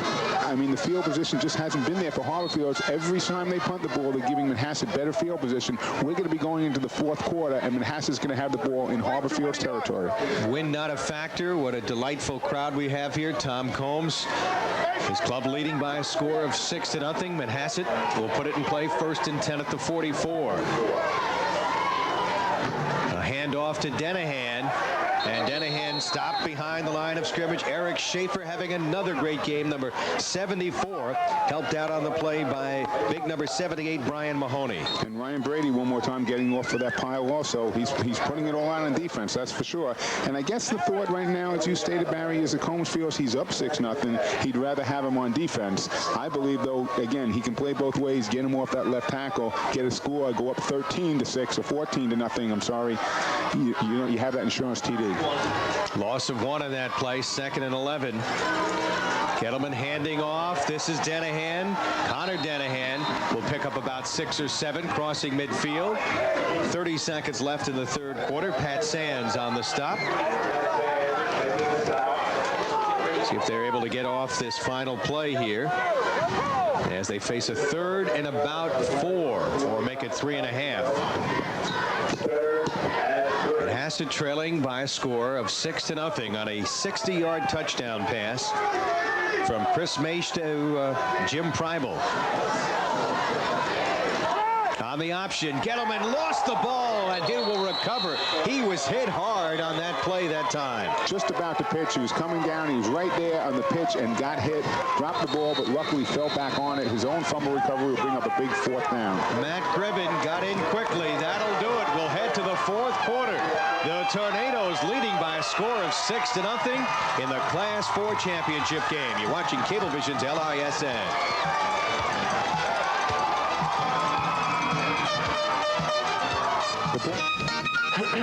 Excuse me. Can I interest you in a change of pace? Rebel! Express yourself. Change the lens on your rebel. Change. Play on a whole new level. Change. Express a different point of view. Change. Show them how it is to you. Rebel! Express yourself. Express yourself. EOS lenses and the Rebel X from Canon. Good news. Many Genovese locations are now open all night. All night. Something you'll appreciate the next time you need a prescription filled in the middle of the night.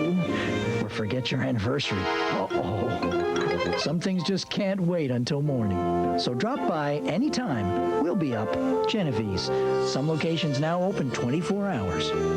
We'll take good care of you.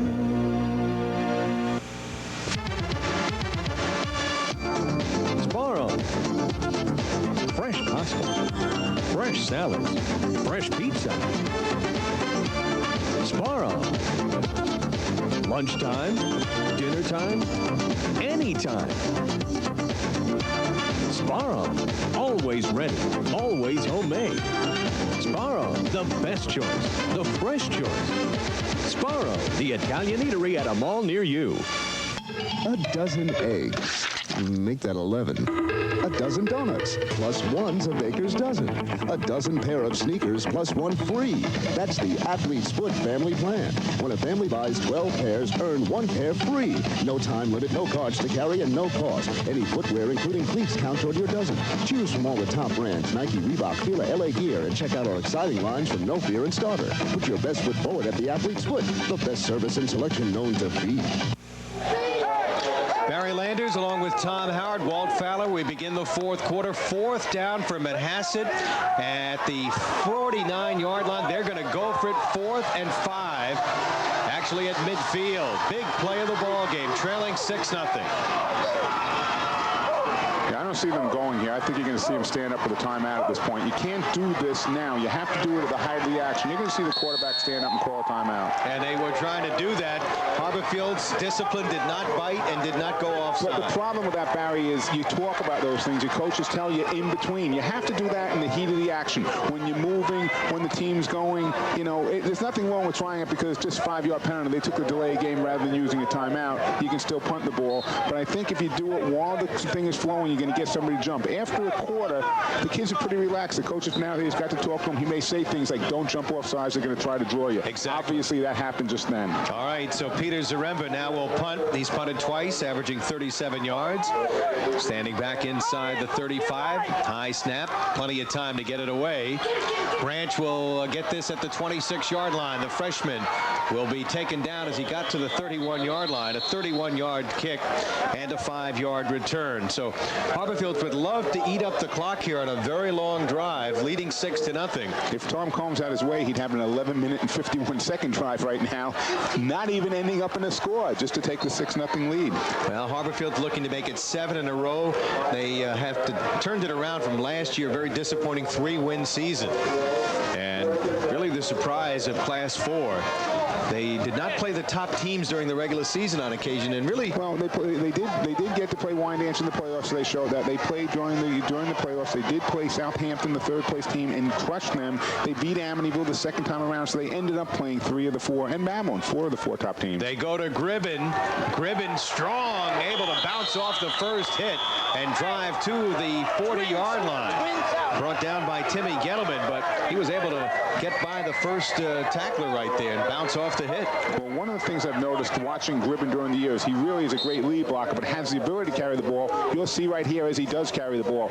He comes through the hole, bounces off of one like a bowling ball, levels his head, keeps Gettleman going. Again, stretches for every inch, really has good leg drive. 8 carries for 25 yards, picked up about 7 on that last play, so a good second down situation, 2nd and 3. Quick pitch to the far side. They'll screen it out to the far side. Picking up good yardage there. And it'll be down. Mogilevsky, the receiver. Brian Mogilevsky, a 4'6" speedster who they go to when they need big plays with the big reception and flood. Number 31 with the tackle. He could have broken that one. Well, he really could have. Watched. He makes a nice catch.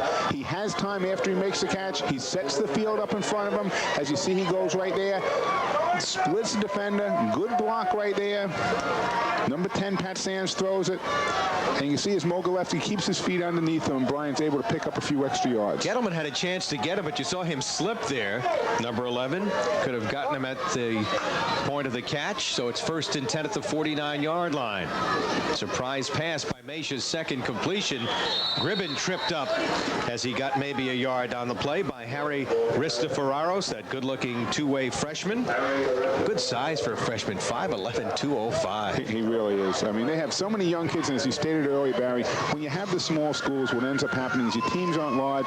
I remember last night looking on the sidelines here and seeing Massapequa with their 55 kids on the sideline and looking across the Connecticut with all their kids. But now you look at Manhasset with their 12 standing on the sideline and maybe 13 for Harborfield standing on the sideline. You don't have the depth that the other schools have. You have to play your young kids. Great tribute to these programs, really, to provide this quality football. 2nd and 10. And rolling is May. She's in trouble and will be taken down. Connor Denahan coming up with a fine open field tackle. did a good job. Mace trying to come around the outside, had no lead, blocking out in front of him on the sweep. Connor, who's got a nose for the ball, very aggressive linebacker, running down Maish. He's only a sophomore, Connor. He's the younger of the two Danahan brothers. Dan, a senior. Well, they have, again, defensively, looking at the defense, the 3 of the 4 linebackers are back again next year. 2 of their defensive linemen are back next year. The defensive secondary, they have 3 defensive secondary back next year. Sands and Mogilevsky line up at the top of your screen as wide receivers. 3 wide receivers on this 3rd and 10 play. Maish will hand off to Brady, and he stacked up. Roger Buttles got to him first. And no gain on the play. Good defensive stand right here. Well, it was a good defensive stand, but again, it goes back to, we said all game, Brady going off the right side really doesn't do too much. They go Brady right, Brady left. When they go Brady left, they get good yardage. Why are you going Brady right? So we go back to a punting situation. This will be the 3rd punt coming up here for Harborfields, A.J. Schaefer. And again, you kind of wait for one play, maybe a punt return, something to break this game. Well, that's just it. When you have a 6-0 game, you're always waiting for something to happen one way or the other. You can either put Harborfields up for good or bring Manhasset right back in. The 2 Danahan brothers are back to receive the kick. Line drive kick. Connor reversing to his brother Dan. Dan trying to break free. Will get up to around the 29-yard line. A 30-yard kick and an 8-yard return. And there's some 72 yards away from tying this ball game up right here as they'll take over at the 28-yard line. Problem with the clock now, they show 8 minutes remaining. And Tom Combs, whose team has been a defensive stalwart all year, hoping his defense can come up with a big play and maybe a turnover here. Well, one of the reasons you want to use that kicking game is to put teams, pin them back in a hole, come up with a big turnover. You have to believe that turnovers are going to happen during the game, and you want to be in the field position where you can pump it in when you have a turnover. If you're Manhasset, you can't afford any mistakes right now. You have to come up with a drive. You only have 2 more times left in this game to have the ball. One of these 2 times, you have to put some points on the scoreboard. Here's a bad pitch. Tim Kelly's got it. The captain, who has just come into the game in the backfield. That was a high pitch. He made quite a catch to come down with. Well, he was trying, I think, to stick it in the ear hole on his helmet so he could use both arms, the straight arm right there, Barry. If he was able to do that, he might have been able to go for big yardage. Kelly, 5'8", 160-pound senior, is an inspirational player. Plays mostly on defense, but he was in there on the pitch there. He was. And I tell you, he got it right up on his shoulder pad, was able to get it down from there. That was very dangerous. It was a normal play. It was just the pitch around the end off the option, but very dangerous. 8-yard gain. Second, make it a 7-yard gain. 2nd and 3. They'll stay on the ground this time. Buttles has the first down. Still driving as he got to around the 44-yard line. About an 8-yard gain for Roger Buttles. And he's the guy, if you're Manhasset, waiting for him to break loose. Exactly. Buttles has an average of about 5 or 6 yards a carry. 6 for 19 today. He really has been held in check by that. Well, they haven't run him. Exactly. But Manhasset hasn't given the ball. They normally give him the ball about 19 times a game. Look at this today, 6 times. Last week against Valley Stream South, 160 yards and 3 touchdowns, including 2 7 and 30-yard TD runs. 1st and 10 at the 44. Again, movement that time by the left guard, number 51. And we'll have a penalty call coming up here, I believe, against Manhasset's James Murther, who is a second-line guard. Well, Jimmy Murther's in there. He was out with a hip point and a torn hip flexor earlier this year. John LaRosa filled in for him. John did a real good job. Jimmy's just getting back into the swing of things, and you see that little mistake there. This is about the 3rd time Manhasset's done this thing. Watch, the left guard right there gets off. It's on 2. He goes on 1. He tries to get back in his position. Maybe nobody saw me, but you got caught there, Jim. 1st and 15. He'll stay on the ground here. No hole there. Ryan Brady stopping the play at the line of scrimmage. Ryan doing a good job wrapping up the ankles, just hanging on for dear life till he got a little help. But again, now you're in a hole where you were 1st and 15. Now you're 2nd and maybe 14. You have a long way to go. Connor Danahan picking up 1 yard, stopped by Ryan Brady.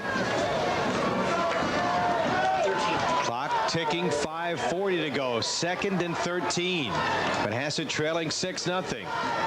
Gettleman off to Connor Danahan. Tries to stiff arm a tackler, but he can't get away from Brian Young. And Ryan Brady, and he's down at the 40-yard line. They say he may have lost the ball there, but his knee was down. Boy, great pursuit again. When you see Ryan, I mean, they set Ryan up in the middle of that line for him to get all over the field, and he does a good job. Watch right now. You can see the pitch right now. Connor's coming into the screen. Number 28 just breaks down and does a real good job. It's Brian Young, right? And then waiting for his help, Ryan Brady, number 43, comes. Ball came out pretty quickly, but they say his knee was down. A huge third down play here. They may not get the ball back. This is perhaps the biggest play of the game right now. 3rd and 14. Gettleman in trouble, able to hang onto the ball. What penetration they had there. Somebody missed up, and Gettleman tackled for a loss on the play. Well, I'll tell you, I'm punting this ball as quick as I can, because every second that ticks off and they don't punt it is one less they'll have later on getting back. Rich Hockey does an incredible job penetrating, getting in there, breaking that whole thing up. Manhasset's taking their time here. You have to punt. You still have 4 minutes left, but punt quickly. You know Harborfields isn't going to throw, so I use my timeouts on defense. I stick them in the hole. I bring 11 men up, challenge them to pass. Take a look here as Hockey penetrates in the left side of your screen. He's right in there. Little slip by Gettleman. Hockey's right on top of him, and the ball is on the ground and down. Saremba punting for the 4th time. Joe Branch, who fumbled on the opening kickoff, will take it at the 26 to the 30, 35, 40. And the good-looking freshman brings it out across the 41-yard line. Timeout on the field. 3:50 to go, and Harborfields leading it 6-0. You're watching Cablevision's Long Island Sports Network.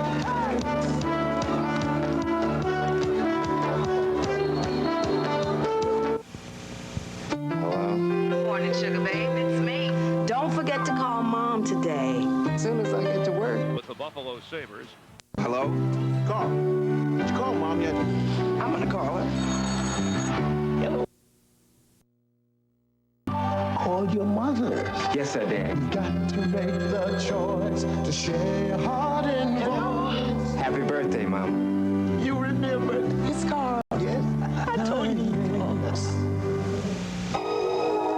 Eternally beautiful, a rare fire, one of nature's most precious gifts, diamonds from Fortunoff, given by men with ability to not only embrace beauty, but to revel in it. Diamonds from Fortunoff, each with its own character, determined by cut, color, carat weight, clarity, the 4 C's. Fortunoff diamonds, as exceptional as the woman who wears them, only a diamond is forever. Harborfields with a record of 8-1-1. Their fans hoping they can hang on to the football. A couple of first downs here, Tom, could really put a nail in Bill Cherry's coffin. He's got to get the ball back. Well, he really does, and he knows they're going to run the ball. So what I'm doing is I'm bringing everybody up. I'm not worried about those wide receivers out there. I'm going to cheat on them. Make you pass the ball if you want to pass the ball. You got to run it. You want the clock to go down. They hand off to Brady. Brady will pick up big yardage on first down, about 4 of 5. Clock continues to tick. Brady trying to get to that 100-yard mark. As we mentioned earlier, he's been stopped under 100 yards only once this year. He has 6 games over 150, 2 games over 200 yards. Well, I don't think there's any question. You know who's carrying the ball right now. Either Ryan Brady's carrying it or they're going to give it to Matt Gribben ahead. Matt hasn't done that well, so probably Ryan's going to carry it. Again, cheat in. They have 2 wide outs. Put 1.5 guys over there. Put 1 guy over there and bring the other guy in to get the corner. 3:10 to go. Harborfields with the 6-0 lead. Again, they go to their bread and butter guy, Brady. He's tripped up. Any flag on the play, Tom? Big flag on the play on the backside. The crackback block, you're going to see it is going to push Harborfields back 15 yards. The clock will start again, but what it's going to do is it's going to put them now in 2nd and long situation. They're not going to be able to pass because the clock will stop with an incomplete pass. Again, you can cheat up. They're going to have to try to give it to Ryan on the run. Cheat up on 2nd down. 3rd down is when they're going to have to try to put the ball in the air, and you can sit back and look for the interception. Well, they're talking over with Manhasset right now.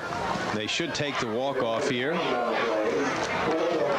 It was a crackback block right at the top of the screen. You saw the split end trying to come back in to get Ryan around the corner, and he just hit the defensive end in the back. You can't do those things. Let him get tackled, but don't hit him from behind. Manhasset has used one of their timeouts. They have 2 remaining. They walk off the penalty here, the clipping penalty, as we pointed out moments ago. thank the guys in the truck doing a great job on this 12-hour day. Larry Ross trying to keep him awake there. 2nd and 21 from the 31. Good job as they got in quickly that time.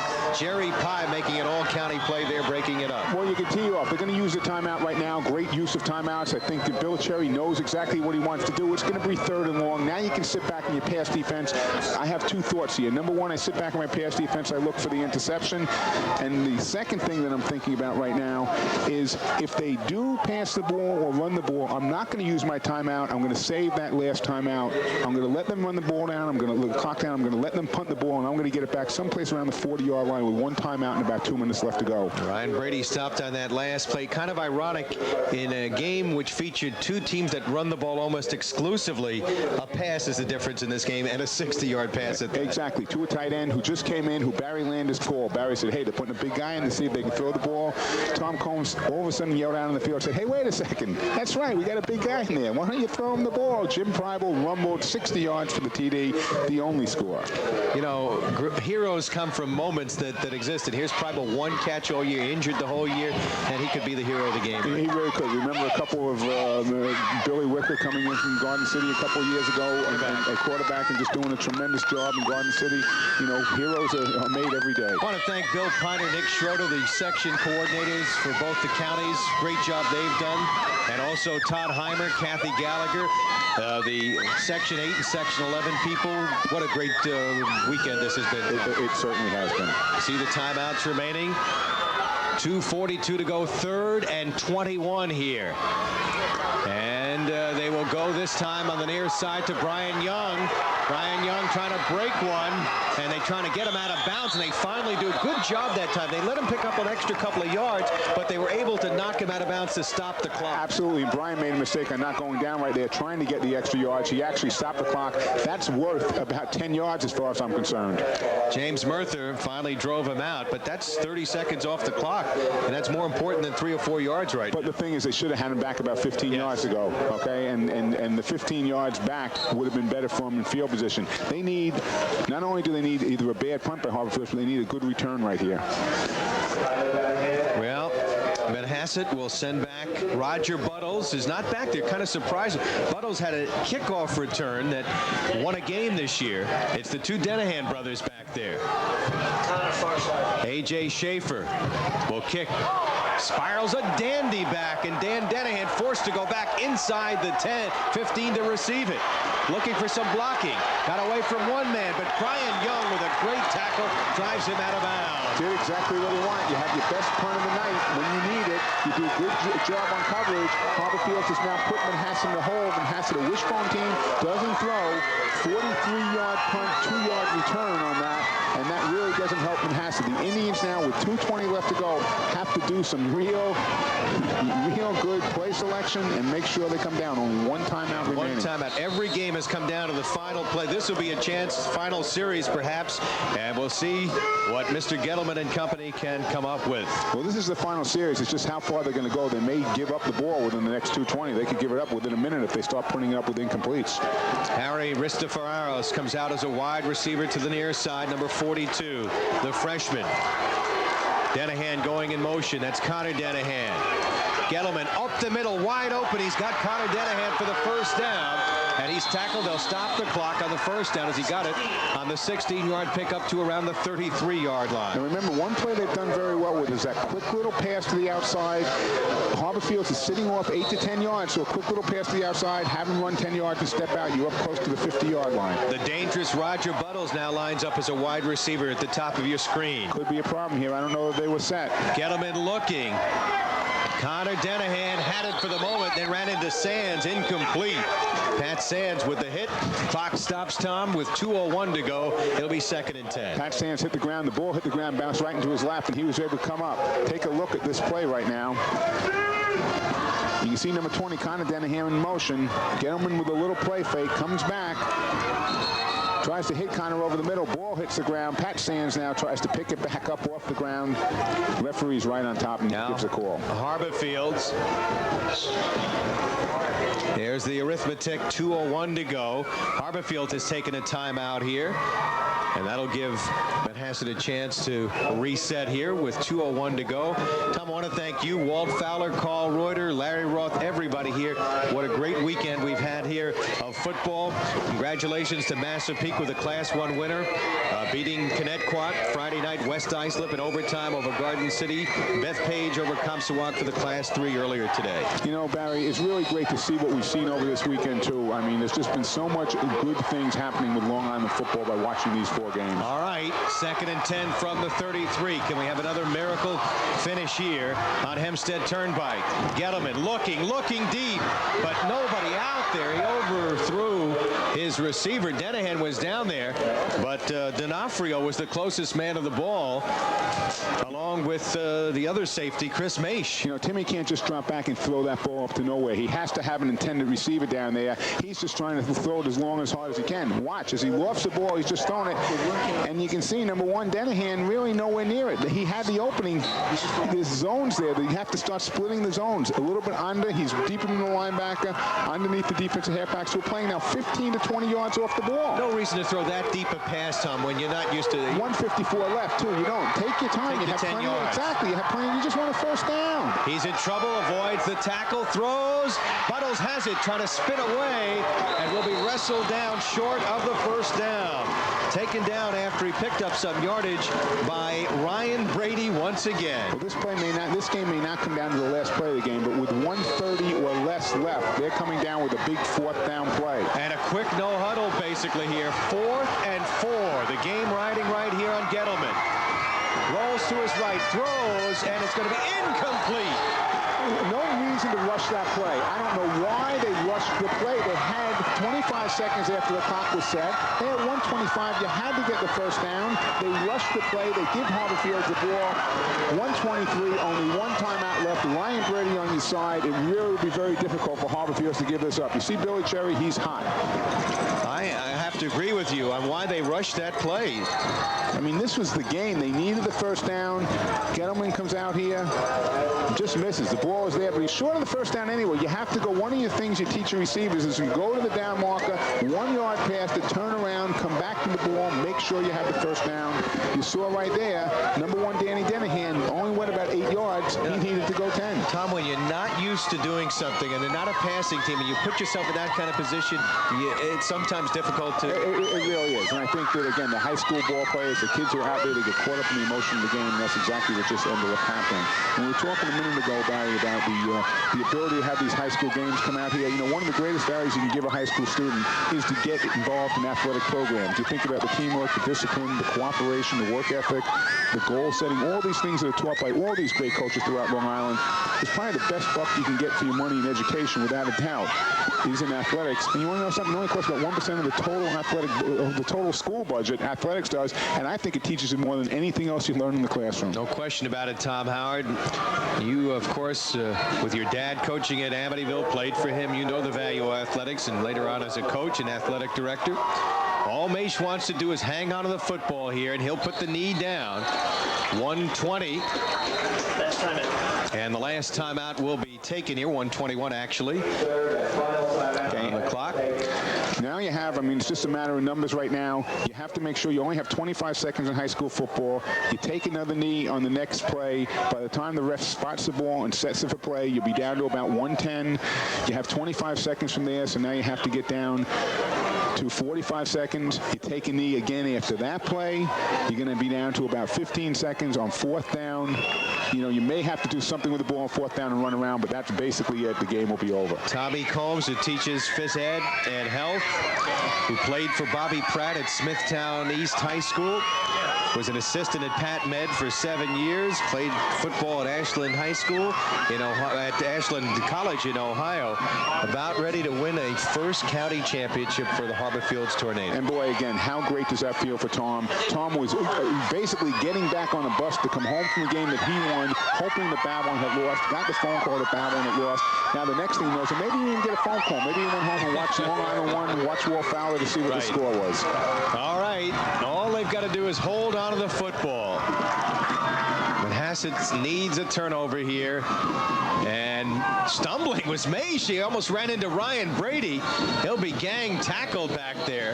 That was a strange play. Well, you know, I think the thought is to try to run a couple of seconds off the clock by going left to right. But you're going to do that, you better tuck the ball away with 2 hands, and you run and you have you guys block on the corner. Then you fall down when somebody's even coming near you. You don't take a chance of fumbling the ball. I mean, he stumbled out of the blocks. Where's Joe Pisarcik? Yeah, exactly. I mean, even Tommy realizes that. He's a little hot with that call. You know, but again, they're high school kids. You tell them what you want done, and sometimes it gets lost in the translation. They make mistakes. Clock ticking. Manhasset, remember, no timeouts left. 3rd down here at long yardage, and a flag drop. Delay of game. So they took too much time. Okay, what's going to happen now? They're going to run this play. The play is going to take 5 seconds. They're going to be down to 32. By the time Tommy Marshall spots the ball, they're going to be down to about 28 seconds. They can take a delay game at 28 seconds and go off 25. They're going to have to do something with 3 seconds left to go in the game. If you ask me, I just run as fast and far as I can towards Hempstead Turnpike. You know, even if you don't go out of the end zone, the game will be over. You can head back to Greenlawn, right? Exactly. Maish carrying the football, still going, eating up the clock. Again, I don't have a problem with running the ball right now, but I wouldn't be running it where any white guy could touch me. Once they come to hit me, I'm falling down on the ground. They haven't spotted the ball yet. They don't have to have another play. I'll tell you. This is it. They throw the water on Tommy Combs. They just spotted the ball. They have 15 seconds left. They have to get a play up in 25. The game is over. How sweet it is for the Harborfields Tornadoes. They won only 3 games last year, and here they are, Class 4 Long Island. Well, the Cinderella stories, the Island Trees that come and do these things, the Mount Sinai's that get to the playoffs. I mean, it's just a great Cinderella story. So Suffolk will go 2-2 in this great football weekend. West Islip and Harborfields winning the Class 2 and Class 4 championships. And all 4 games, dandy football games. Come down to the very end. I mean, we're a minute and a half to go. You see Bill Cherry, what a class guy, what a class team. He's bringing his Manhasset Indians in. They're going to get in line. They're going to accept the runner-up trophy right now. And there are no runners-up. They're all champions. And Harborfields wins it. Let's check in with Walt Fowler. Thank you, Barry. Tommy Combs, kind of wet, but mighty happy. Oh, you better believe it. I've been waiting for this for a long time. It makes my year. The touchdown play, the only touchdown of the game on a pass with the running team. What's that all about? We could throw. We knew we could throw. We just didn't really have to all year. We knew they were going to have everybody up on the line of scrimmage, and we just threw a little pass against the grain. It clicked, and Jimmy Pryble made one hell of a run, and we were lucky. It was a good play, though. Bottom line, you throw a shutout on the board. What about this defense? All year long, our defense has been second to none. Tony Grimaldi comes in with those defensive game plans, does a great job, and it was evident there today. That's a great team we beat. I was very impressed with them, more so than like I said in the beginning of the game, who was going to make a couple mistakes here and there, and I was just very proud of our kids the way they hung in there. And how did Tornadoes celebrate Long Island championships? Well, you could see it out here. These kids have worked so damn hard and long for this, and we're just going to have some fun. Congratulations, Tommy Combs, head coach of Harborfields, Class 4 Long Island champs. Let's throw it back upstairs to Barry and Tommy. Thank you very much, Walt Fowler. Well, Tommy Combs' face tells it all. His Tornadoes, Class 4 champions, tough battle. And they say defense wins football games, and it did today. Well, it certainly did. And not only stopping the wishbone, but stopping a wishbone that had been very potent in the playoffs, Barry. They put a lot of points up on the board, now unable to put any points up. They end up losing the game, unfortunately, Manhasset does. 6-0. Harborfields, as you can see, very excited team. We'll be back with some closing comments, and we'll return in just a moment. You've been watching Cablevision's Long Island Sports Network.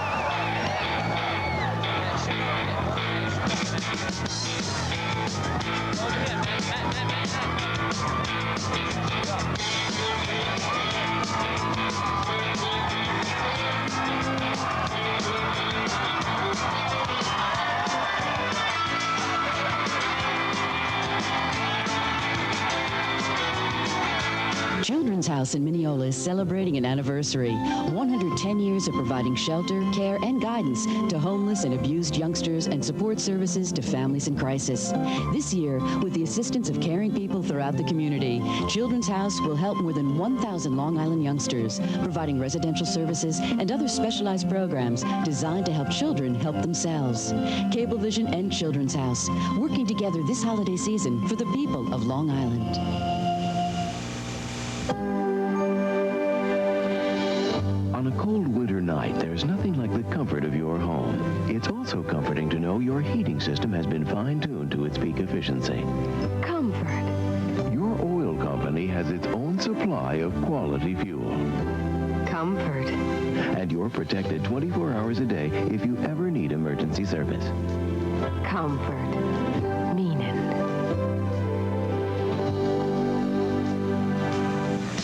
One of every 800 children is born with Down syndrome. It causes mental retardation. It can happen in any family. For more than 25 years, the Association for Children with Down Syndrome in Belmore has been helping Long Islanders with this genetic disorder to live healthy, productive lives, providing services for children and adults, and continued support for their families. Cablevision and the Association for Children with Down Syndrome, working together this holiday season for the people of Long Island. Final score, Harborfields 6, Manhasset nothing. Harborfields completing the Cinderella season 9-1-1, and Long Island Class C champs. Just did a great job. I mean, they have an excellent football team, both offensively and defensively. Manhasset comes out. They just didn't get the wishbone on track tonight. Ryan Brady did a good job defensively. Didn't have the big breakaway game as we might expect, but Harborfields nevertheless won this game against a very tough Manhasset ball club. Well, Jimmy Prival had that one big reception that really ends up being the whole game. You go back and forth between the 20s the whole game, punting, but one play, you let down once. We talk about a game answers. Well, you have to play every play like it's the last play, and that one play was a breakdown from Manhasset, and unfortunately that cost him. And the Green Tornado, the Tornadoes of Harborfields, the winners. And we'll wrap it up right now. I want to thank today's sponsor, our lead sponsor, Pepsi, made on Long Island by Long Islanders, and all the other sponsors, including our good friends at Genovese. So for Tom Howard, Carl Reuter, and of course Walt Fowler, Hal Sass, Evan Howard, who did a great job doing the stats, this is Barry Landers along with Larry Roth and the entire crew saying so long, everybody, and thanks for watching Cablevision's Long Island Sports Network.